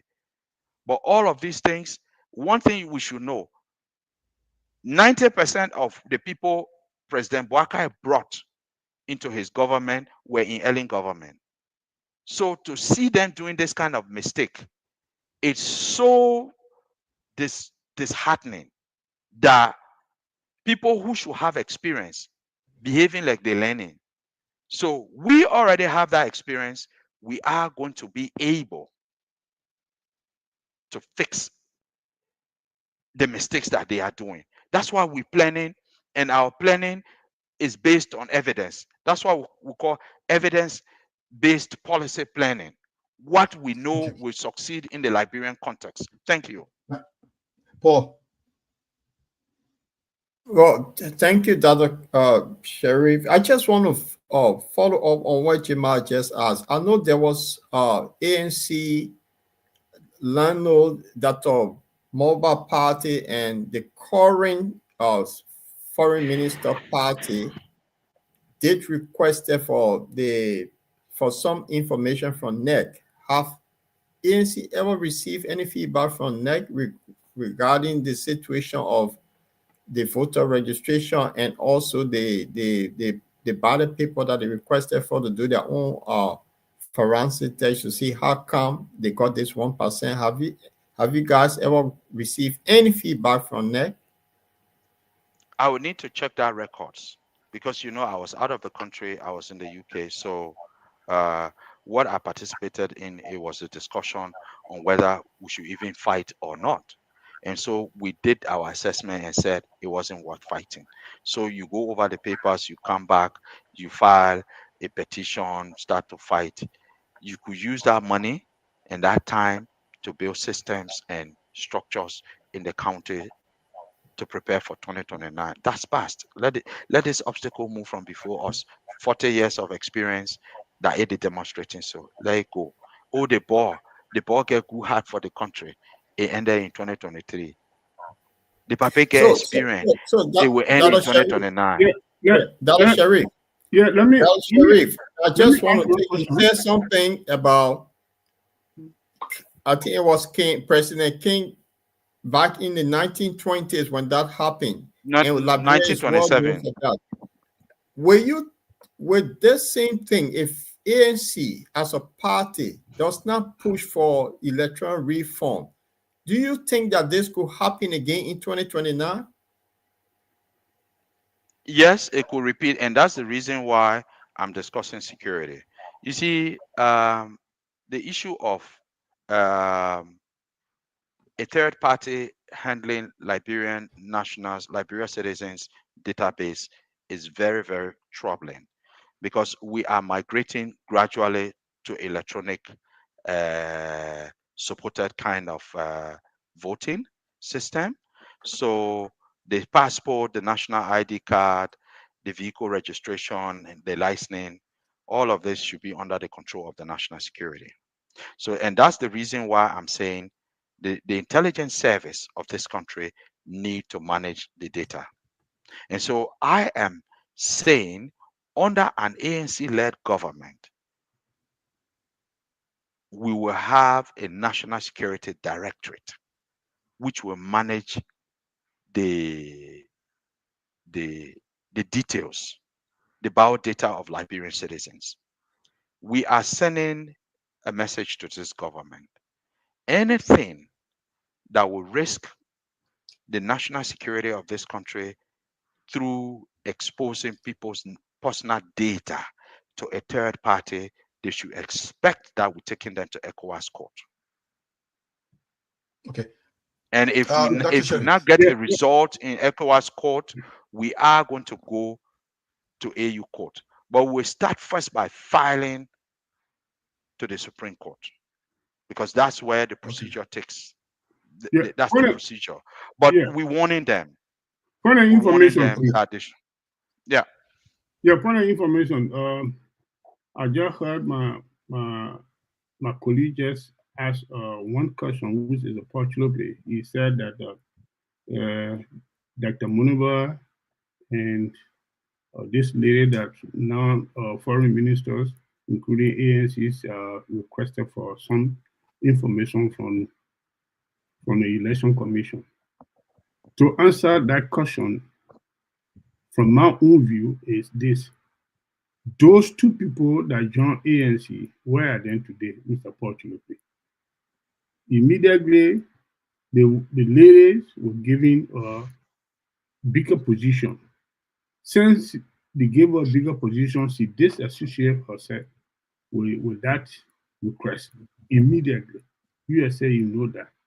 So obviously, these are some of the reasons I think the ANC look at the legalities of this thing here to go to court and here and there. It's going to be a waste of time because the people that was paneled to earth to follow this thing, then what did they? Did they associate themselves with earth? Immediately when they were offered some position, you know that investigation was done and the facts were accumulated. The reason why we went wrong like that. But these people, with ANC said that we should ask the election commission to give us document. When they gave them, immediately they gave them job, they keep quiet. So we decided to leave it. So that's how I see it to be.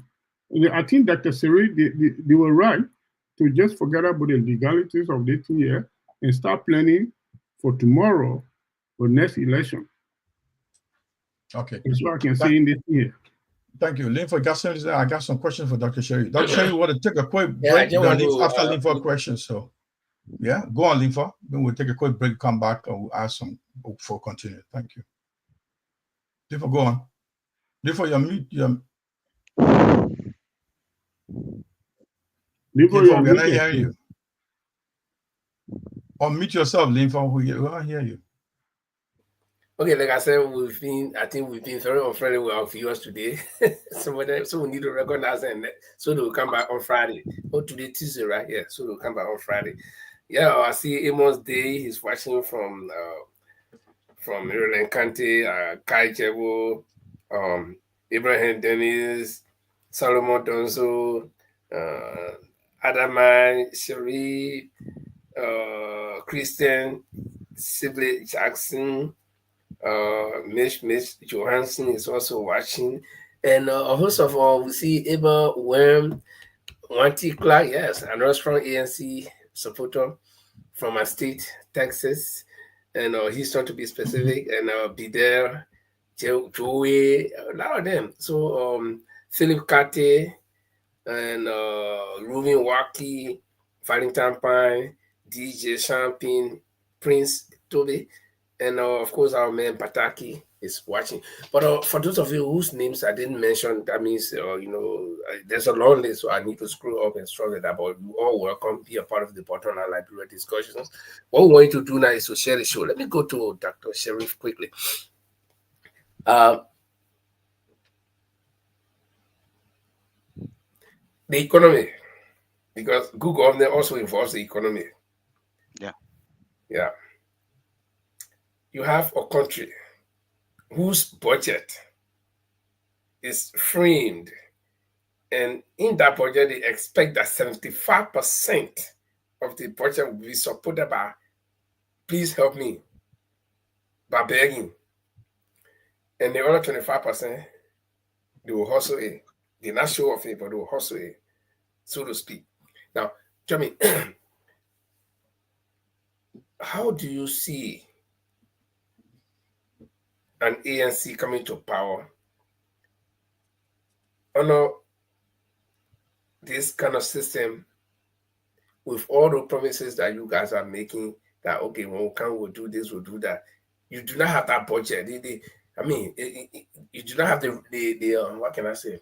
The sources of income ready to say, okay, we got a huge amount of money in the government. Government got budget already planned. Regardless of which government comes, but there's money. Okay, so we'll be able to implement these things.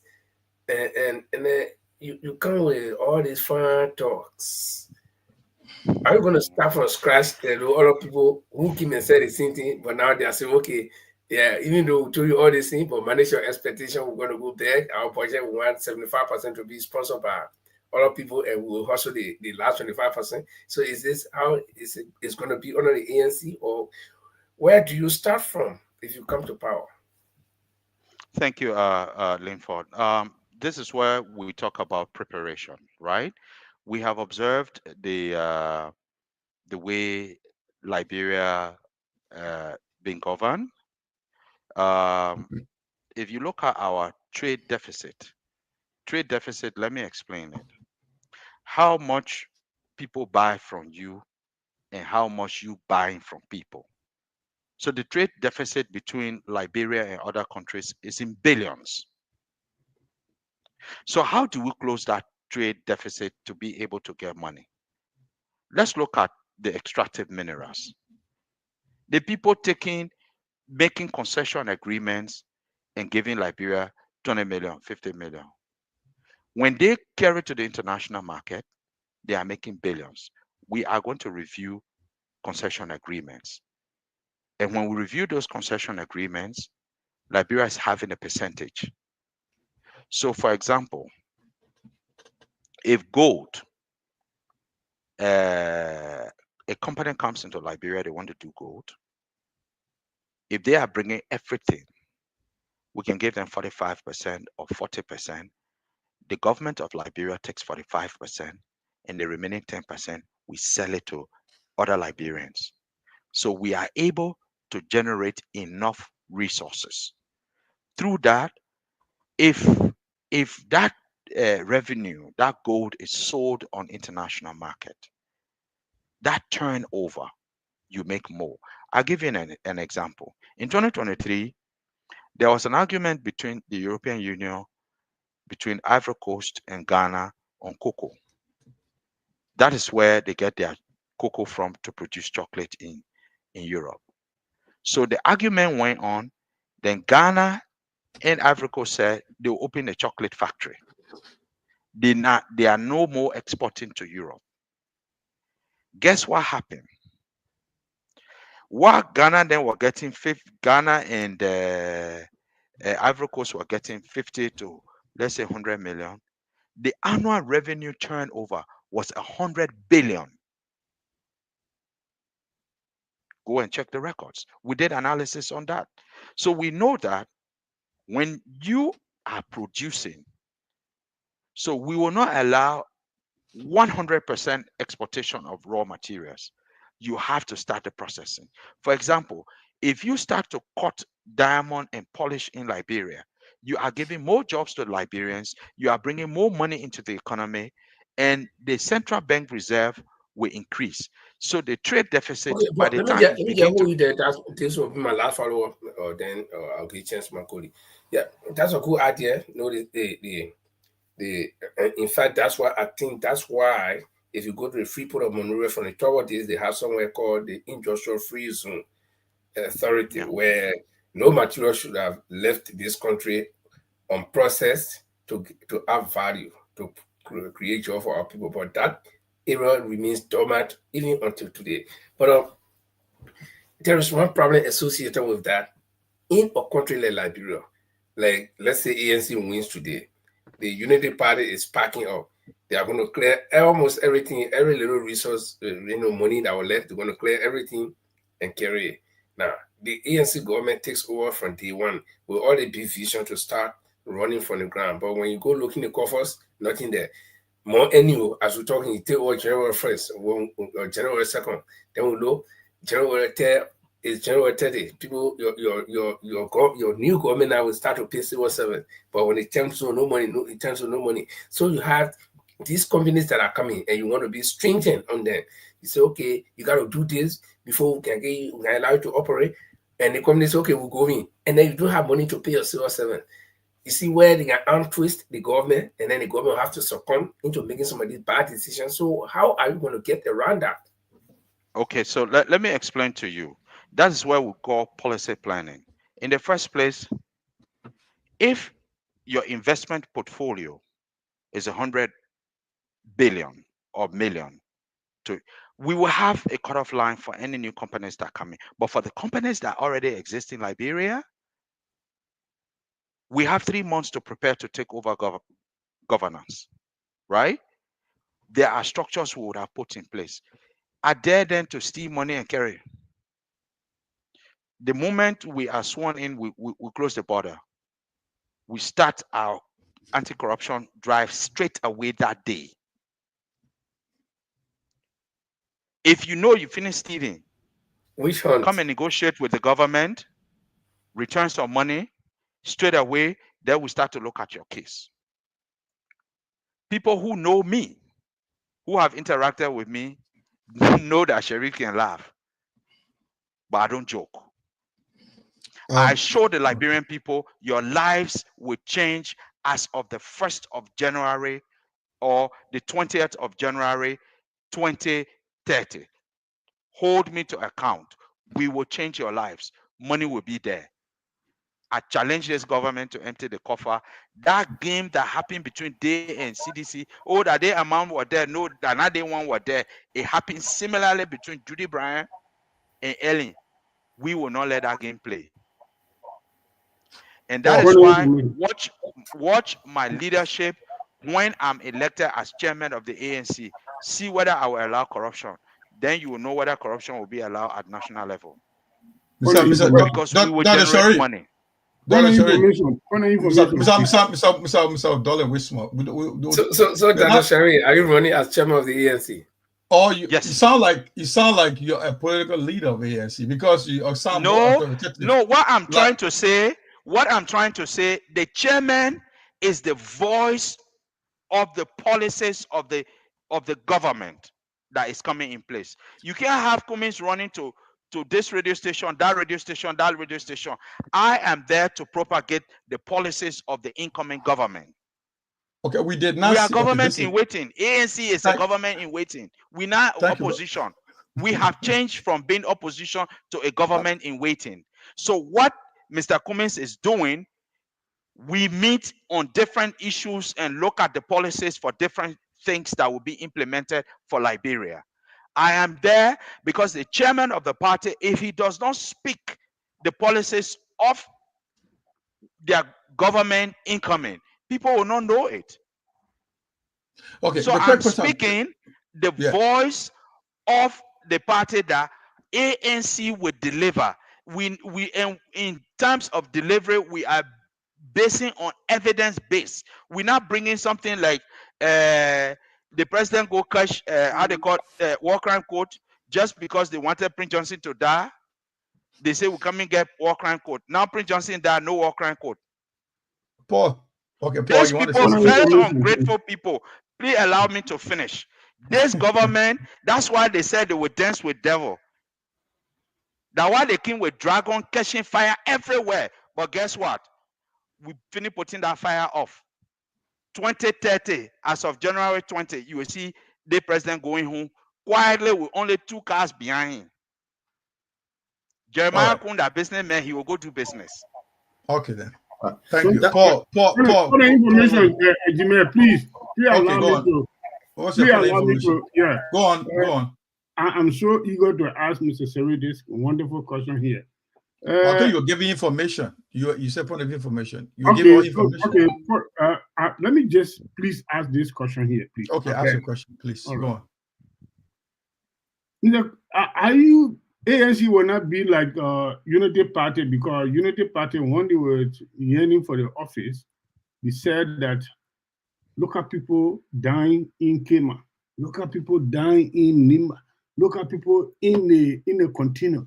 You know, they identify all the errors. They say all these concession agreement will be there way immediately when we take over. And when they came in power, the government went to where the concession company in Bombi and this place here, how do you call it, Kema, they stopped it for they say, oh, they messing about the road, and they closed the whole thing. Less than a week, they reopen it, and now they are quiet on the issue. They are not even saying a damn thing about it. Will ANC do the same thing? What made you think that ANC will not do the way Unity Party did, doing now? Because they identify all the problems. Okay, so you see my face? Initially. I'm young. I'm young. You see me with dread on my hair, right? They got a lot of young people I am representing not only ANC, I'm representing the voice of the young people in this country who want to see a change and live a better life. Trust me. Believe me, ANC will not be the same because we demand more. And I can't be there.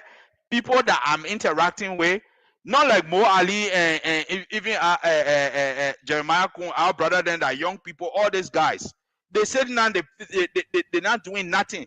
But let me show all of them, Amos to them, gentlemen, all that thing you're doing, you guys will be brought to book. If the way your government starting to fail, you feel that people wishing you to fail, you came just like when they say death on arrival in hospital because you people didn't have no policy. I have reviewed your arrest agenda. You base your agenda on begging. Even electricity alone in this country, if you are able to give meters to Liberian people or put them on flat rate, say $20 every month, the huge amount of money you will raise, if there is a system and procedure for people to pay for current bill, people will pay it. Okay. And you raise money.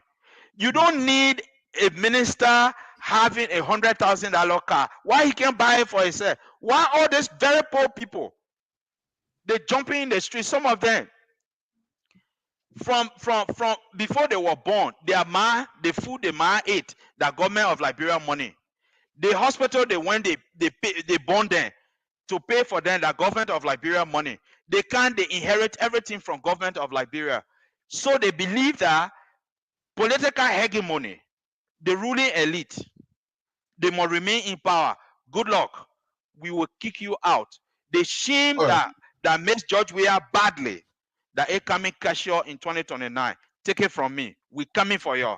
The young people are determined for a change, and the change that coming, we will hold even our party to account. So we're not joking. Dr. Sharif. Mr. Cummings Mr. Cummings know from discussion, he knows that the young people are not joking. Because when he does something, we not agree with, we tell the man.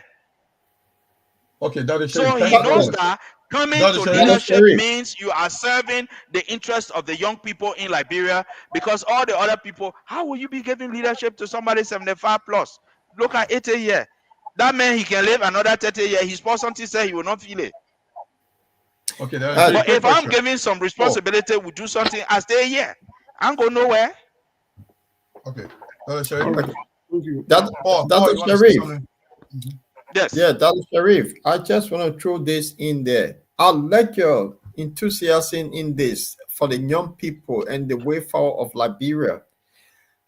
In my entire life, I've never heard before that an opposition party or government in waiting will give the ruling establishment 1 whole year of bad governance and then say nothing and comes up. Why say you on this? Because this is a complaint that a lot of people are having in Liberia with the ANC, that they are very muted on everything. Bad things have been happening, and people don't even know if Mr. Cummings will run. Why say you? Okay, I want to tell the Liberian people emphatically that Mr. Alexander Benedict Cummings is running for president for 2029. He's running. And the other thing I want to say to the Liberian people, we were not mute. You see, I'm talking now, we wanted to get evidence. You can't get up, you start attacking somebody that political rhetoric. We're not into political rhetoric. We talk evidence. And like what I was saying, that Liberia is secure, this president doesn't need all of those things. Bulletproof car, that Liberia is safe, and they should use money to help human security in terms of hospital, education, employment for the people of Liberia, that the country is safe from external threats, that only internal threats they should be careful of. Only one external threat, and it's not even an external threat. Ivory Coast is going to go into serious conflict. That might be 3 months after their elections. So Liberia should prepare for disaster and conflict management along the borders. So that I would tell Liberia government to prepare. We ANC, we have done the assessment. The research has gone into that. We know that, but that cannot spill over. It's not a conflict that refugees crossing over to Liberia. So that is going to affect our human security because we are doing trade with Ivory Coast. So in terms of during that time of the upheaval for election results, we will not have goods coming into Liberia.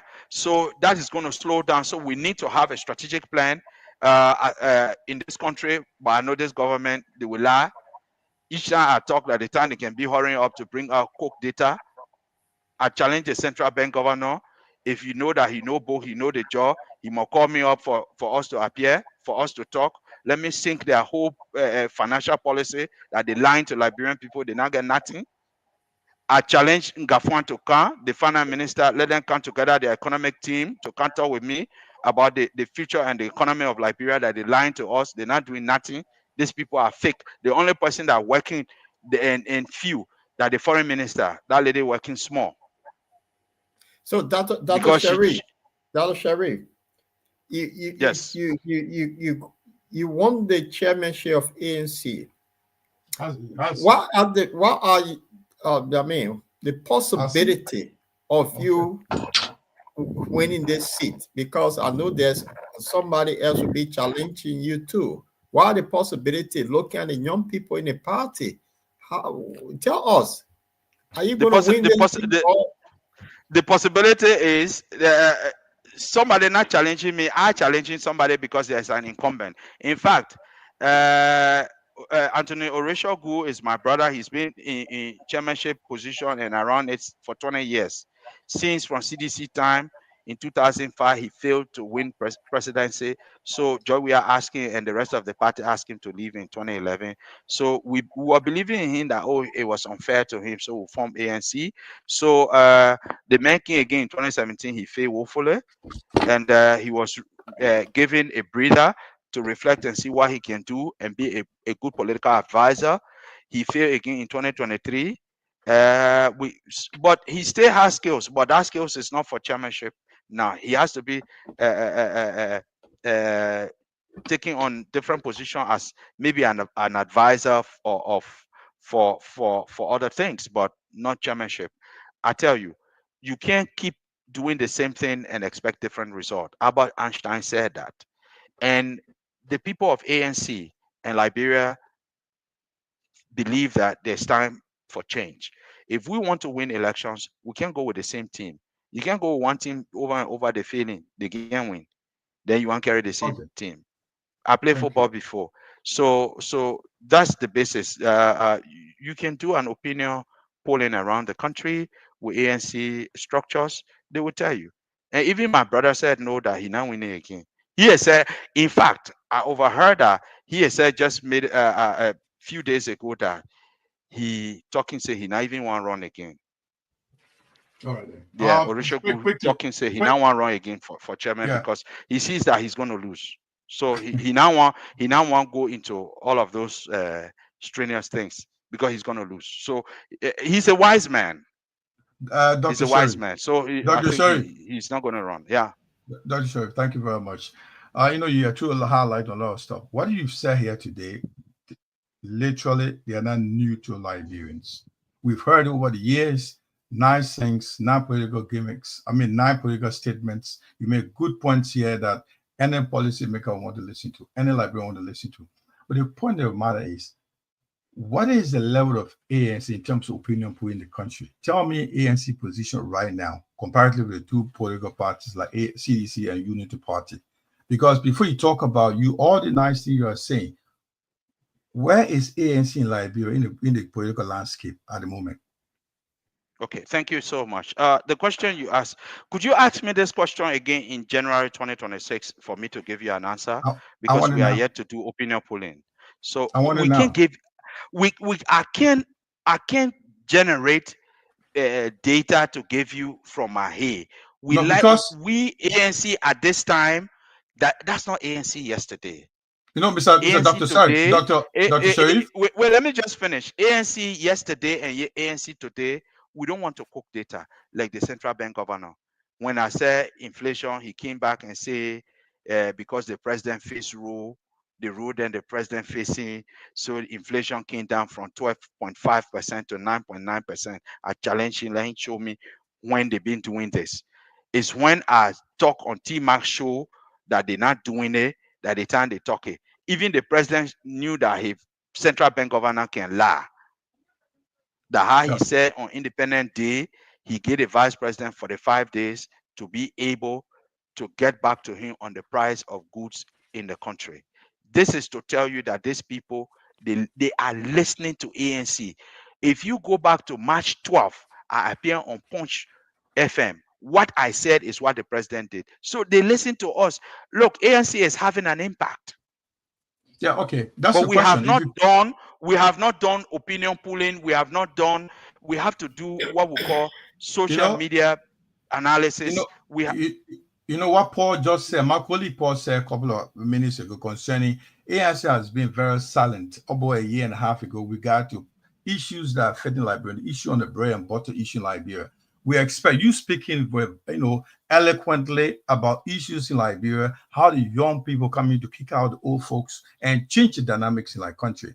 We don't hear much from the political leader. One. Secondly, just declare here that the political leader is running. His name will be on the ballot box or ballot paper comes 2029. Right. That's a statement. You're making a statement right here. Now we want to know if you have said that, you should have told us right now the level of work ANC is doing to win vote, to win the hearts and the mind of Liberians, to make sure to win that election. This is what I want to hear from you. But you're making the final statement. What you just said is nothing new to us. Mr. Kamara, let me make this clear to you. Every political institution has a strategy in how they engage. President Boakai, they don't have any policies, they don't have any strategy. Anything we say that what they're learning from. Mr. Cummins is working. You see me come out at talking. I'm not talking as Mohammed Sharif because I want to be chairman of the ANC. I am now the de facto chairman of the party. So let me just put this to you. So ANC has number of strategic committees. We have the Economic Planning Committee that is actually working, which I'm part of to advise for policy. And Mr. Cummins is a financial analyst. So he's looking at the financial policies. We are looking at the fiscal policies of this country, fiscal and financial policies, how money will be spent. We are looking at how we was, because you can't go to the Liberian people to just go say, vote for Mr. Cummins because he was working for Coca-Cola, you will not steal your money. That's not what the Liberian people want here. They want here concrete thing. What are you going to do for us?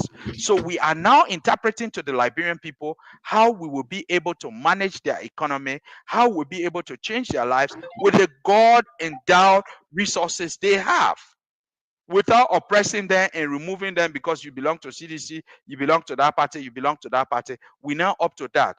We will hire qualified Liberians, regardless of where you come from. So we are working. We have the same way me and you're talking, like we sit together, we are having a couple of meetings on different issues. And that's the reason why I told Paul, the people who stealing, they must steal. But on the day that we are sworn in, we'll close the border. If you get money in the bank or where you steal it, please bring some back. Because we have a system that we are going to be able to trace. And that works also with the national security. We look at how many deposits, how many withdrawals.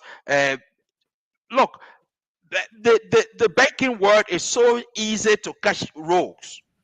Can I pop in? It's so easy to catch rogues that the monies they're stealing, they try to launder it into businesses. We know all those networks, and accountability in the future will not be only when we're doing audit. It's not only financial audit. We do what we call lifestyle audit. Lifestyle audit. Dr. Sherry, can I hold you there? Yes, Mr. Lincoln. I didn't want to see if you observe all of the discussions. I've been very careful. You muted, Linfo. You are muted. You are muted, sir. Oh, I said during the entire discussions, you'll notice that I have not tried that much to go into the ANC thing personally, you know. Yeah, go And there. yeah, Go there. and Let me tell you, go there. but, yeah, the thing that is hindering me is that you have not assumed the chairmanship yet. So why you say we are just Kennedy Mohammed Sharif who is talking, but when you become the chairman, then now we can be tough. You will come But for me. let me just tickle you small. Yeah, give me fire.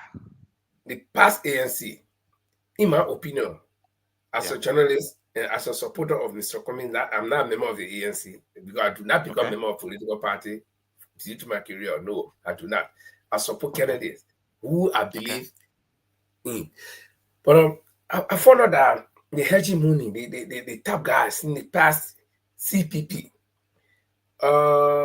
they were very irresponsive to certain people. They were in a bubble. I mean, I would take phone and call people at the party headquarters, and somebody will not answer. Somebody will say, "Oh, the main meeting, now you want to talk to nobody now." And when you are serving the public, you should be public servant. I'm not saying that you should sit there by the telephone holding and one recession there and be answering. No, but there are key people that you should talk to. Yeah, I'm saying this from experience. You see, Chancellor, the man who brought war, what people died. But this man, there was small thing about him that people did not know. I work with him all the time.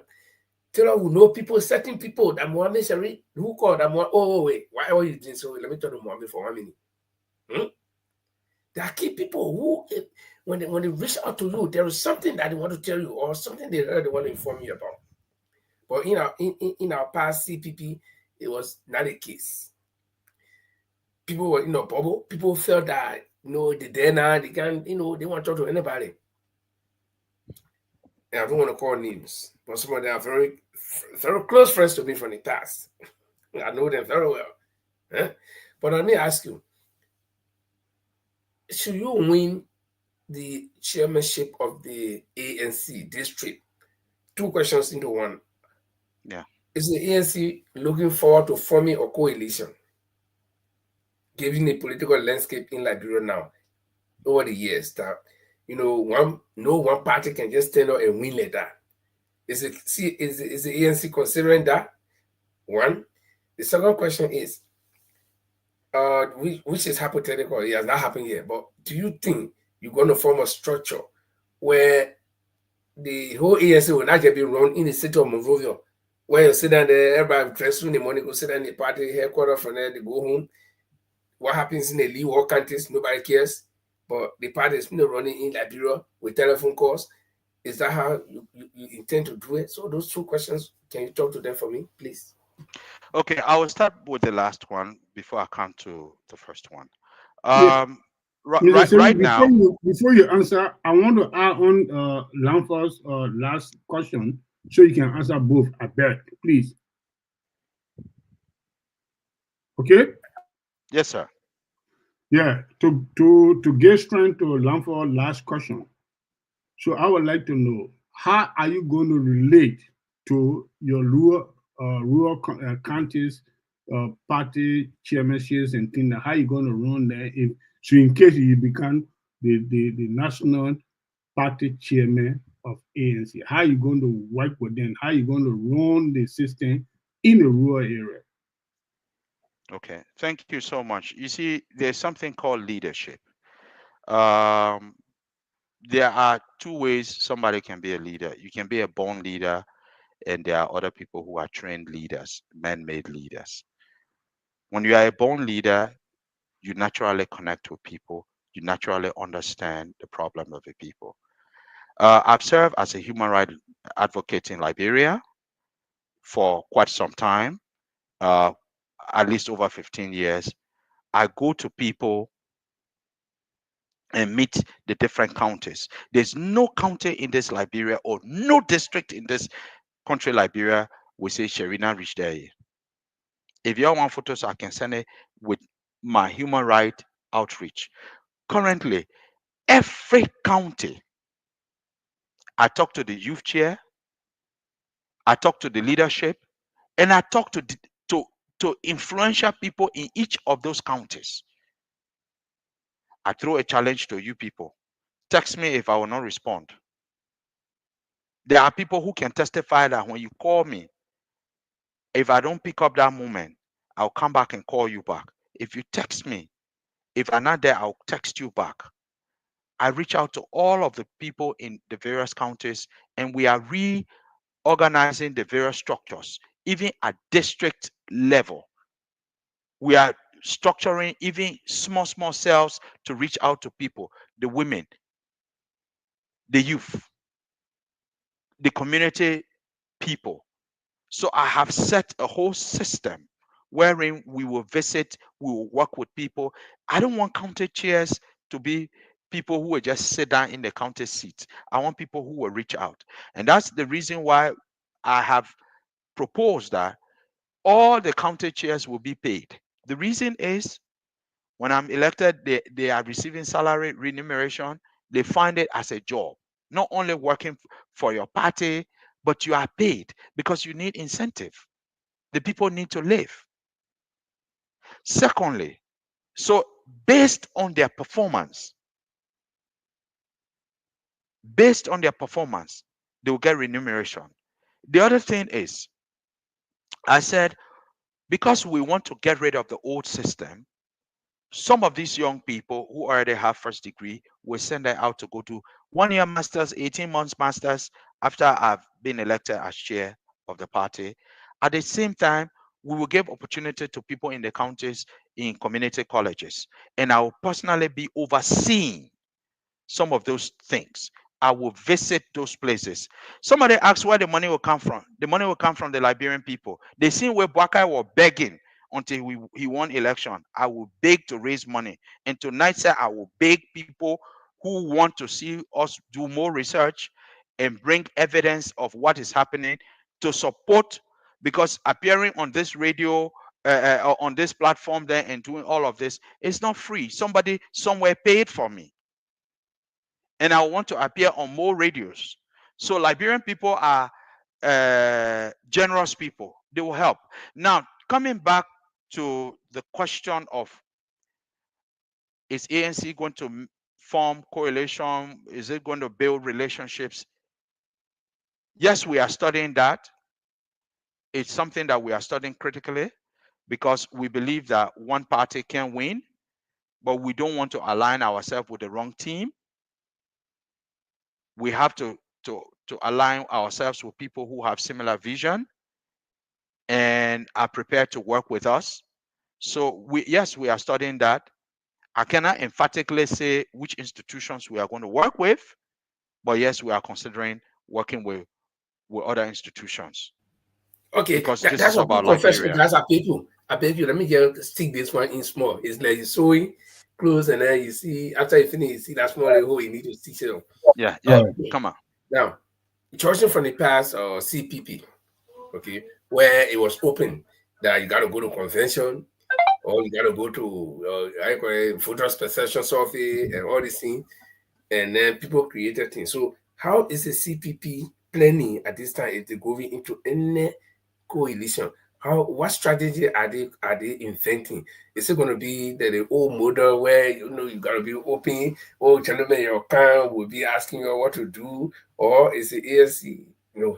I want to suggest. Let me just be very emphatic on this. I'm a professional lawyer. I study. I teach criminal law.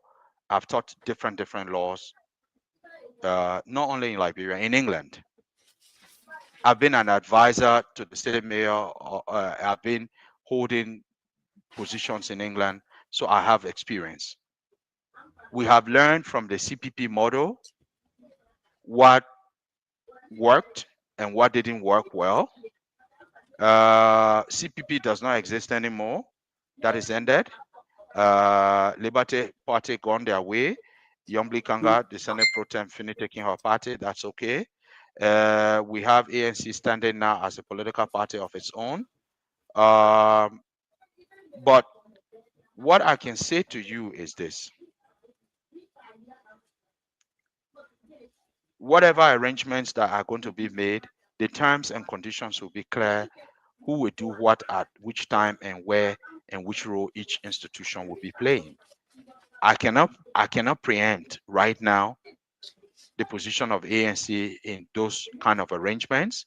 But once we come to the conclusion that those arrangements are going to take place, we are going to work with certain political institutions.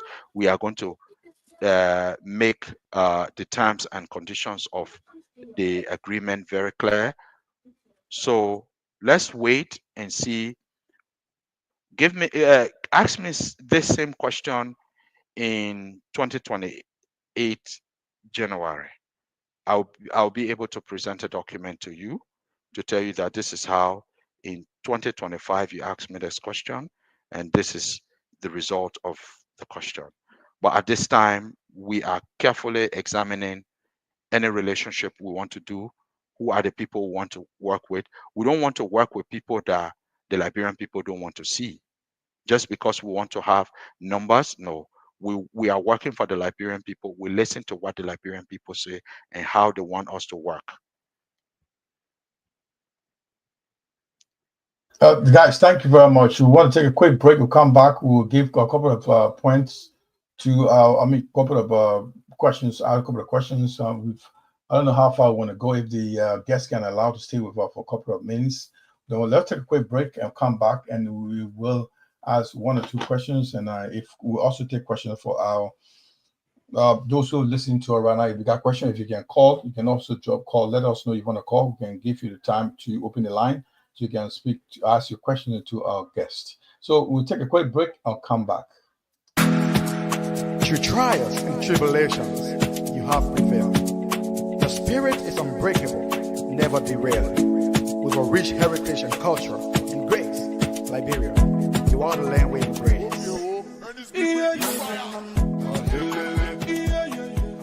You are welcome to the Bottom Line Liberia. Yes, indeed. You're welcome to the Bottom Line Liberia. Tonight we have with us Dr. Mohammed Sharif, and in our perspective, candidate for the position of ANC National Chairmanship of Liberia. He's speaking on issues of the effects of bad governance on Liberia, the human and national security. He's looking into the issues. But we are delving into much of what ANC policies are. I think trying to make some information here tonight. He just to us tonight that the political leader of Mr. Alexander Benedict Comey will be on the ticket come 2029. That's the breaking news. Thank you very much for that. And second, we also have a couple of questions from my colleagues, so we'll see where we can wrap up for the night. But I'll go to my colleagues. I'll go to first Paul. Paul has been sitting so quietly. Paul, you got any question for our guest? Well, the thing is, I join the conversation the way it's going, and there's something I'm going to pick on. I think one of the viewers I know will ask and call in. This is something that this viewer is just posting about recruitment. The ANC, we know that other the new political party on the block, the CMC, are making headway, and ANC is quite quiet to most people. So what are the process, or what are you guys doing to recruit people? And this is the viewer is asking this question directly. Okay, thank you so much, Paul. I don't want to comment on what the CMC is doing. It's a different political institution. But what I can tell you is ANC, we are putting structures in place, and we have a timeline. I can assure you as of 15th of October, we'll present to Liberians our roadmap up to 2030, what we'll be doing. But at this time, we'll roll out our activities. But currently, we are engaging, we are healing. You know, the process of elections brings in ill feelings. People feel discouraged. So we are healing, and we are reaching out to the various structures. We have visited places. I have continued to visit places, and we have like collected a first-hand data of what is happening in the various places. Why? Because the political dynamics is that what is unique in Maryland or Sino might not be the same in Nimba or Lofa. So we are visiting the different places. We are getting feedback from people why ANC did not do well in certain places, and what was the reason. How can we change that? We are not just a new kid on the block that jumping around. We are now a matured institution, so we take things differently and approach them from a matured point of view. We are not just a Division 3 player, we are now Division 1 player. So we know how to engage in games. We can't just go 4-4-2 formation, this, that. We have different techniques now in football. We know how to play because we know the video referee assistant is there to watch who crossed the line, who play foul. So we know how we play in the game. So let me follow up, Dr. Sherry. You know the Liberian landscape, the way people think in Liberia. The more noisy person you become, the more you become hero. The quiet person tend to be behind the queue for years. So if you're dragging this onto what, 2026, 27, 28, don't you think you're going to be late for the ANC? No, I didn't say we're dragging it to 2028. No, I'm saying it because... okay, so what I am saying now emphatically, and put that on record, we are actually working. And that's the reason why you see me coming on your platform to talk. We're not like the other people who will jump in the street to shout without telling the government that, hey, you're doing this, and this is not in the favor of the Liberian people. And then we jump in the street and be shouting. No. We have a different approach. We are presenting evidence and we explaining to the Liberian people and we engaging with the Liberian people why this thing happened and how we can solve the problem. And that's why I'm on the media to provide the evidence. I'm not coming here as opposition to talk. I'm not opposition. We are government in waiting. So we do responsible behavior. Okay. Let me ask my question, please. Can I ask my question, sir? Yeah, we're going around the table. We come to you, Mr. Papi. But let me ask you that, Sherry. There is something that bothers me a lot when it comes to bad governance in Liberia. That is accountability. Something will happen. In fact, we had a white man who grabbed one of our citizens and was cutting the throat. Some people went and rescued the citizen, and all of a sudden we saw the white man moving from Liberia, getting on plane right at RIA in public glare on TV and going free. Nothing happened to him. The same thing happened in the ANC. ANC organized a program, or CPP at the time organized a program called We Are Tired. Money was allocated and given to a particular person. This money, what happened to it? The person said the story, and fast forward, they found the person who stole the money, and as we speak, I don't know whether the guy who stole the money is in jail, or the person who received that money, who was responsible for it, what happened to him, whether he restituted, whether somebody stole it, or he himself restituted, nothing happened. And I, speaking to you, we all contributed to ANC, cash-wise. So my money was there. They say, put your mouth where your money is. My money was there. That's why I'm asking this question. Accountability. The child is not yet born, but all the teeth now grow. All the eye open. So people start to get scary. The ANC or CPB at the time, this thing happened and nothing happened. People put that money and somebody took it and nothing happened. Where are we going? Is it going to be the same thing under your administration? Should you win? Because the reason, no. It's difficult to have this interview with you to learn from my side because you are not yet won. So these questions I would have reserved for somebody who has won, who is the chairman out there. I can ask you the question, but since you are here, let me ask you that question. If you win, are we going to have transparency, responsible behavior, and accountability in the CPP and in Liberia as a whole? Okay, the correction is yes, under ANC and not CPP. Let me Mr. Cholople, let me just answer Mr. Linford. Yes, under my leadership, there will be accountability. And the issue you mentioned, that was where the very first step of Mr. Boakai's, President Boakai's failure to protect the Liberian people, when a clergyman, a so-called clergyman, caught even going to love to small girl, and at the same time tried to kill the girl. And he allowed that man to go free. That was where he was supposed to prove his mantra of leadership, for the man to be tried completely in Liberia, because the evidence was very strong and compelling, and let the man serve the jail in Liberia.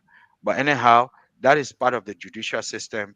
We are going to have a judicial reform, and I will be talking about that in future conversations. Maybe it could be a platform and other or another platform. Okay, now coming to the same thing about the money you talk about. I was out of the country. I was in England. I was seeing it, but that time my head was very in book. I had to be reading 52 text books every week Once you talk about to be England, able to write. I know what you're talking about, brother. So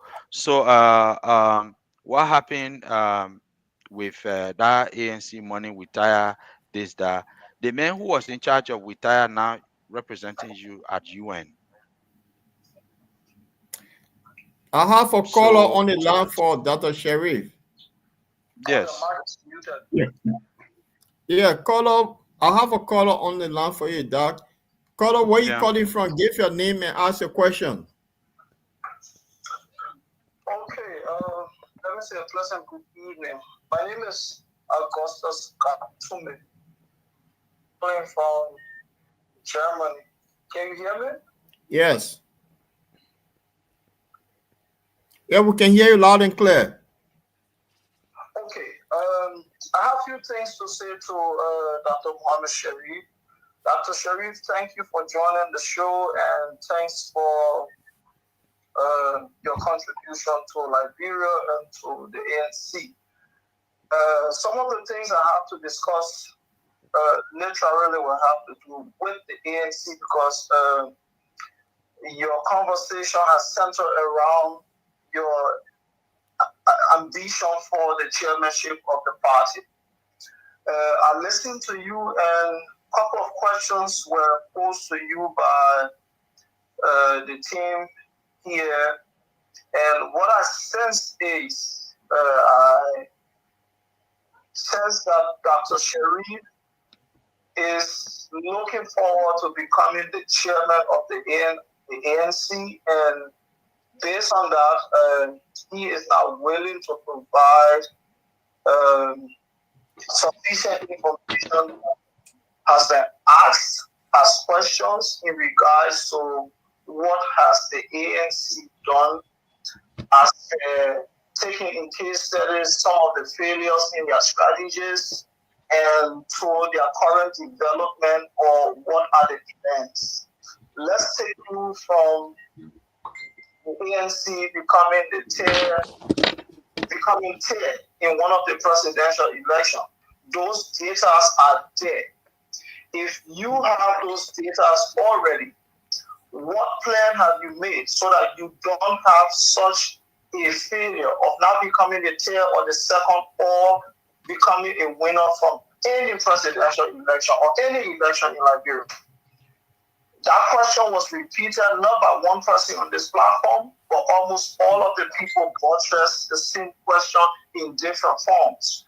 And Dr. Sharif is not able to tell us. How can you convince me as the person, as the common man who wants to vote Dr. Sharif and the ANC and Mr. Cummings, that ANC has to learn from their mistakes and is willing to bring up the best strategies, that Liberia can be driven to the future by these strategies and the strategies that are ready to take it on? That's one. Number two is, from the conversation, I learned that you are a seasoned lawyer. And as a lawyer, value movement, value postures tells a lot. From the conversation tonight, Dr. Sharif, I stand to be corrected, but I sense a lot of the answers you've given to us today, because people are watching, people are viewing. They follow the platform. It will be played over and over. I said that it is just to convince the would-be electorates or the candidates to vote Dr. Sharif as chairman. That there isn't any plan. You told Linford on this platform that he should ask you this question in 2028. So there is no plan till 2028 before there can be a plan. So I'll listen to the answer, Dr. Sharif. Thank you for joining the show. Okay, thank you. The caller from Germany. I am not evading any question. Here's the thing. When you ask a hypothetical question, I don't want ANC to be so say one, so say all. The question was, are we going to do a correlation or not? And in that correlation, whether there will be, how will the terms and conditions be? Will it be the same as it was in CPP? And I said, the first thing we are looking at is considering whether we are going to do a merger, a coalition, or a collaboration. We will carefully study that, who we are going to work with. And then the second thing is, I also said, we are going to discuss the terms and conditions as to who gets what, who does what at which time. I mean, we are going to engage with people. These are not sticks or robots that you move them and remote them. They have their saying. It's a teamwork. So they will have, in terms of contract, if you know law, because you are quoting me talking as a lawyer. Yes, I'm a lawyer, and that's what I've learned all my life. So you can research on me if you want to do. So the reality here is, we are going to go into agreement with people. There will be give and take. And at this time, I cannot emphatically tell you what the elements of the contract will be, because ANC has a legal team and a policy team and a political advisory team, and different structures within the party will do an input into any future agreement we'll do with other institutions. So you don't expect me to sit here as an individual to just say, yes, we'll go into an agreement and ANC is going to lead and ANC will get presidential candidate, vice presidential candidate, or other people can be behind. No, we are too mature for that. So I want you to also take note of that. Secondly, I want you to understand that telling you that I'm going to run for the position of chairman is to just tell you that I am not just speaking as an executive member of the party. I'm not just proposing this for people to come and follow the party. I'm telling you that I'm taking responsibility of what I'm saying, that we are going to do it. So I'm not looking for just votes. I'm coming out for the people of Liberia to know that on my integrity, I have worked. Let me just show you something. There's what they call the Public Sector Modernization Project by the World Bank. I was a consultant for Liberia. And some of the changes and improvements you've seen in the civil service was as a result of some of my contribution. I drafted the domestic violence law for Liberia. So there are many, many, many, many things I've done for Liberia. So I don't want to go on pre-singing myself. So if I tell you that I'm this, if you want to know if I'm this, give it a hit. Come up and see whether I'm strong or I'm weak. All right, Mr. But that's not the issue. I'm not trying to say what you are saying is wrong, but I'm trying to open your eyes to understand that there are areas in your information that has gap because you were not there when they asked some of the questions, or perhaps you didn't pay attention when I was giving responses to them, because I cannot emphatically make statements about things that need negotiation. Okay. All right, Mr. Sherry, let me ask you my wonderful question again, sir. I would like to. I'm a research officers as well. I do background investigations and I deal with past records and system and things. If you are happen to be the chairman of ANC tomorrow or the after, and the past administration of ANC uh, misappropriate most of our equipment, which I got evidence to it. I got record, I got copy of the records of some of the equipment that were given to the various parties, leaderships in the rural areas, etc., etc. And they misappropriate it, and up to present, nothing come out of it. So, in case in your administration something like that happen, what will you do to deal with such an investor? Okay, so in the first place, And before in addition, sir, and those that already misappropriate our property, the our high-handing property like land for sale, we all spend money, we send money to Liberia to buy this equipment and give it to them. And nothing happened to them.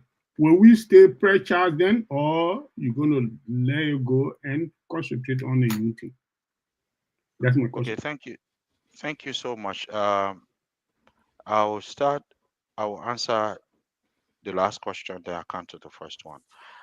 The issue of past administrations lapses and possible misappropriation of it's a criminal offense under the Liberian law, and this is something that we will meet as an executive and discuss it, and then seek the opinion of the political leader because this is politics.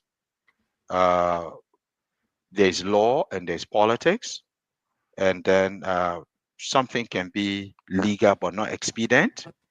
I want everybody to know that there are things that can be legal but it's not expedient. So we will study that carefully and discuss that, and then once an opinion is made on it, we declare our position on that. But as of now, it requires discussion after the convention, and then the EC will discuss it, and then we'll seek an opinion of the political leader as to the way forward. On the issue of if this will happen under my administration, I will not say it can't happen, but what I can tell you clearly that if it happened, the person will feel the weight of the law. All right. Thank you very much, guys. I think we've time fast spent with our guest. We want to first say thank you very much for being with us, and we appreciate your time. And we want more questions. Not more than 3 questions. We'll ask our colleagues to put through. They can ask you to give a parting comment before we take leave of you. But one question, Mr. Dr. Sherry, keep popping up from our audience and our viewers. Your previous position ANC, why when people don't seem to see you visible in the past years? Could you tell me a little bit, tell us for the benefit of the audience, what were your position in the past, what you've been doing with the party, your role, you were in England, I think it's a brother called Kajabu wrote here, or you were in England and we didn't see you being active in when you work in England, you know you see you being active or ANC in England. And in Liberia, I know you've been part of the EC, there's a committee in AC. What up in Liberia? Okay, tell Kajebo know that we talked before. Nobody. No, you say you were not that active in when you were in the UK with the ANC UK. That's what you meant. And that is very true. When I was in England, I was not active because I told you PhD is so demanding in England. Anybody who studied in England know that you not go there to play, or else you come home with shame. So, and I believe that I had a belief in the national executive in Liberia that they were going to do a good work. So it was unfortunate that it didn't come out good. So I believe in them, and so I had to pay attention to school nonetheless, I was calling people and talking to people calling in Lofa and other counties, and where I was able to share resources, I was doing that. So, Mr. Kajebo, that's one of the things I was doing. And what I'm doing right now is also part of the preparation for ANC. Secondly, when I was in Liberia, you say I didn't do anything because you have left Liberia for many years, so you won't know. No, we didn't say that. The question is, he didn't. You only spoke about the young life. So could you tell us what you did in Liberia and part of the EC? That's just a little bit of information for us. So here's the thing. In the EC, there are several roles everybody can play. I'm eminent. I'm not holding because I ran for representative before, so I'm an eminent person. And in fact, I lost in Lofa to the same cheating. So I'm an eminent of the party, and I play a role where the political leader and the party requires me to do, almost like the position of vice president when they're not saying you can't do it. So, but there are other things that I will take initiative to do of my own. But this current vice president, Jeremiah Kuhn, he said he was going to be doing a lot of things, just like Joel Howard said she will not be a packed car. So Joel actually ended up becoming a packed car as she is right now. They're not doing nothing. The same thing Jeremiah Kuhn doing. He's almost a packed car, except they tell him say go and check how much they're selling chikisu in the market, where the president not supposed to be sending him. It should be legis work and commerce to check how much the price of things in the market. They left that one. They gave whole vice president. That is to tell you these people are not serious. We got to move them from power. Kajebo, you got to join us. Don't stay. You stay too long in England. Now you move to America. You got to come to Liberia to join us. Let's work together because you are able to influence people to vote. So let's work together. We that our labor people are not saying that we've been working. So please come. I want you to join. You know how to talk good. Can't join me. Let's work in Liberia. All right. Thank you. Guys, I want to take a quick one more question each from you. Then we'll give our guest the chance to make a parting comment. I'll go first to, is that Linfa? Linfa, you want to say something? Well, so far I do not have question for Dr. Sherry. I'm waiting after elections. If he wins, then he can come by here. Then now we can start talking because like everything we've been saying here is just rhetoric or dreams. Yeah. So when he's in the driver's seat, then I can ask, where are you taking us? But Dr. Sherry, it was good having you here, and I will encourage you to persevere with what you're doing. Press on. I wish you good luck in the elections. Hope you can win, and when you win, let this start. When you win, don't wait for us to call you. Call us and say, "Look, I won." Now it's time for us to start talking real talk, and then we can have a show where we'll be able to really talk about it. You can call me up in September. I'm up. September. Okay. You can call me back. Okay, so you can call me in August. You can call me, but I want you to call me. Let's say the last week of September. You can call me up. We talk. Okay, so we're surely going to have you back here. So it was good having you, and like I said, I wish you well in the elections and hope that you can win. Then we can start real talking. Thank you so much for appearing. Yeah. Paul? Yeah. Probably will be the last. Paul. Okay. Paul, go on. Okay. Dr. Sherry, it was a good engagement having you on the show, and this will not be your last. Your straight talker, which I like, and I hope if you win the election, your team you guys should be all over the place, not just you, because then we will see the real movement that is taking place. I wish other people could have done what you're doing now, and appearing everywhere. Yeah, people hear what is happening, but the past we didn't see that, and it was quite frustrating for people like us that supported the ANC. So hopefully, after you say we should call you in September, so the election will be in August, I guess. No, the tentative date is now October, but I am not doing this because of elections. So you can call me in August. We can't talk about the Liberian people problem, how we can solve it. You call me in September, we'll talk. We're now waiting. We keep going. So this is not about elections. I'm in for a fight, and the fight is to remove these people who say they came to rescue us, and instead of rescuing us, they're taking us to a risky place. Now we're in a condition where inflation is higher, and the central bank governor keep lying. I don't know whether this man seems to be someone that does not have financial policies in place. And he keep lying to the president, and this president also said he can dance with devil. So if and anybody dancing with devil, they can lie to him, he will believe it. So my question was, if you don't win the election, will you still be vocal to push the agenda of ANC? I'm not going nowhere. Okay. All right. There are times that we have had similar scenario. I didn't leave the party. I only took time to upgrade myself outside of the country. But what are leaving my party for? I'm going nowhere. No, I mean, will you still be vocal? Like, what are you doing now? I will be vocal, and I will remain vocal because I want us to go to the mansion. Trust me, I'm winning. Okay. Because in fact, the chairman is now chairman emeritus. Somebody just called me 3 days ago, said the man said he didn't want to run again. Okay. No, I'm serious. He said he didn't want to run again. If it's the information is not true, let him come on your platform so you can ask him question. All right. Can I ask my last question, please?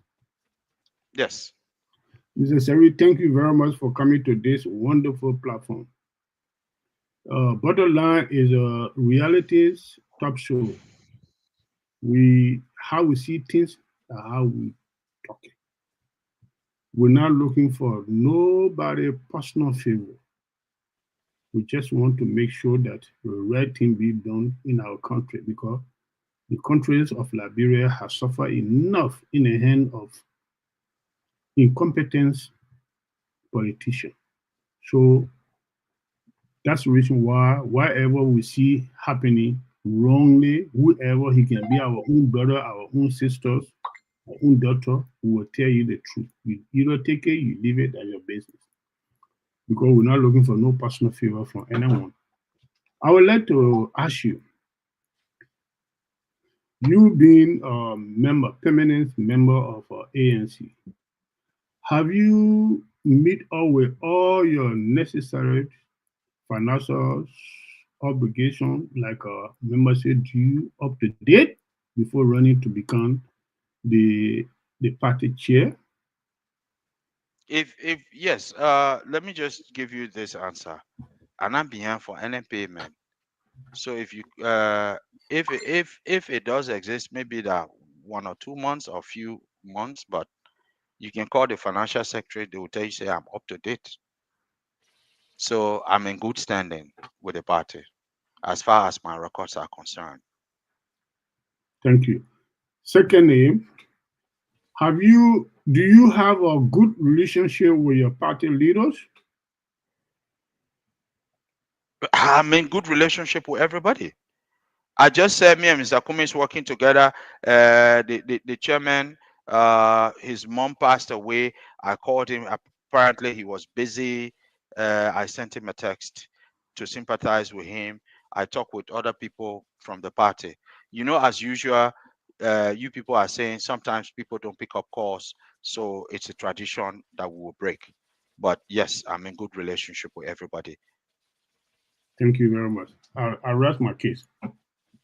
All right. I want to take a quick, I want to say a big thank you to our guests before giving the floor to make a parting comment. I want to remind you on Friday, we'll have this lady, Madam Lena Marshall. She was part of the, they call it Afro-Caribbean Trade and Investment Forum 2025. She'll be joining us live from Grenada in the Caribbean, in Ireland, to talk to her about how Africa can link up with the islands, the Caribbean, to do business. So she'll be speaking to the bottom line on Friday, August 4th. On the same time, or the same time will be like Europe will be 9 o'clock Liberia time, 7 o'clock UK time, 7 o'clock. So don't forget, join us. Madam Lina Marshall will be with us on Friday, live from Grenada, to take your questions and answer. If you have any questions, to answer a question regarding how can we work with the Caribbeans in terms of free trade.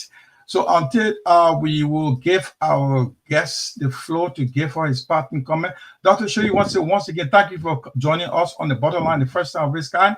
I think you had a good time. I want to let you know, tell her your experience and how you feel and what are you living with us. I think your platform is one of the best. Thank you. To be candid with you, not because I hear if you are not good, I will talk it. Because if I can tell President true, I'm not scared of nobody to tell them true. But thank you. It was good. It allowed me to tell the Liberian people that ANC is not dead. We're not even hibernating like the way the president, when he lost election in 2017, he hibernated for a very long time before he came back alive. But Liberian people now hold that against him. That only ANC, when we're doing strategic planning, they're complaining that they've not been hearing about us. But anyway, we are alive. We didn't hibernate. We were doing strategic planning. My parting comment is I just want to say thank you to the Liberian people for listening to us as I deliver the voice of the ANC and the voice of the young people. I want to tell all the mothers that are crying that drugs is overwhelming their children. I want to assure you help is coming. Help is coming, and it's coming very soon. And I want to tell the people who had dreams that they will build a house, they will do certain things before they die. Your dreams and aspirations will not die. It will happen in your lifetime. And under my leadership as chairman of the ANC, we will be making a new generation of leaders. We will start to develop young people who will take up the responsibility of leadership when we shall have phased away from that scene. And then also, all what we have said is not a campaign statement. It's a statement of fact. It's a statement of intention. So I want you people to give us a chance as an institution. CDC already failed. UP failed the first time, and they are failing the second time, and nobody pushing them to fail that they are themselves failing. So give us the chance. We are young. We are standing with Mr. Cummins. We are changing the narrative, and not only changing the narrative, we are changing the conditions and the way of planning that Liberia has been ruled. I want to say thank you to everybody who have been supporting me in various ways through your prayer, through any other means, standing with me. Some for the brothers that even paid for this platform, Danami pay. So other people who will want to pay to see Sheriff appear on other platforms in Liberia, you can reach out to me. There are lots of research that has been done and by the party, but right now ANC needs money. You know, we spend a lot of money on elections, so please, anyhow you are able to raise money. We have ANC organs in Europe, we have ANC organs around the world. Raise money, help the party, because we are going to hit the ball running. And you want to help also the research work I'm doing, you want to do help pay that I'll appear on other platforms, you are welcome to play to do that. Thank you also other brothers, Cornerstone and so on. We love you all. One love. And that's Once again, thank you very much. That was Dr. Mohammed Sharif, the executive member of ANC, the Alternative National Congress Party of Liberia, who was a guest tonight to discuss the bad effects of governance on Liberia and how it had impact on security, human security as well. Once a big thank you for wherever you join us from, those who've been with us throughout the night, for the 3 hours been with us tonight, for Liberia, for Europe, for Africa, for the US, and all the good friends, those who can't call your name tonight, will say, want to be with you. Come, please, join us on Friday. We'll have another guest We'll be discussing the Afro trade with the Caribbean. Madam Lena Marshall will be with us to discuss all the good things about we're going to be doing business with the Caribbeans. So how you want to be part of it? Yeah, don't forget to join us. Once again, thank you very much. My name is Jamal Kamara. My colleagues, Lane for Gueb from Norway, Paul DeLord Chuluple for London, and Mr. Yankuba Morris Dole from Manchester as well. Once a big thank you. Have a pleasant evening. Good night.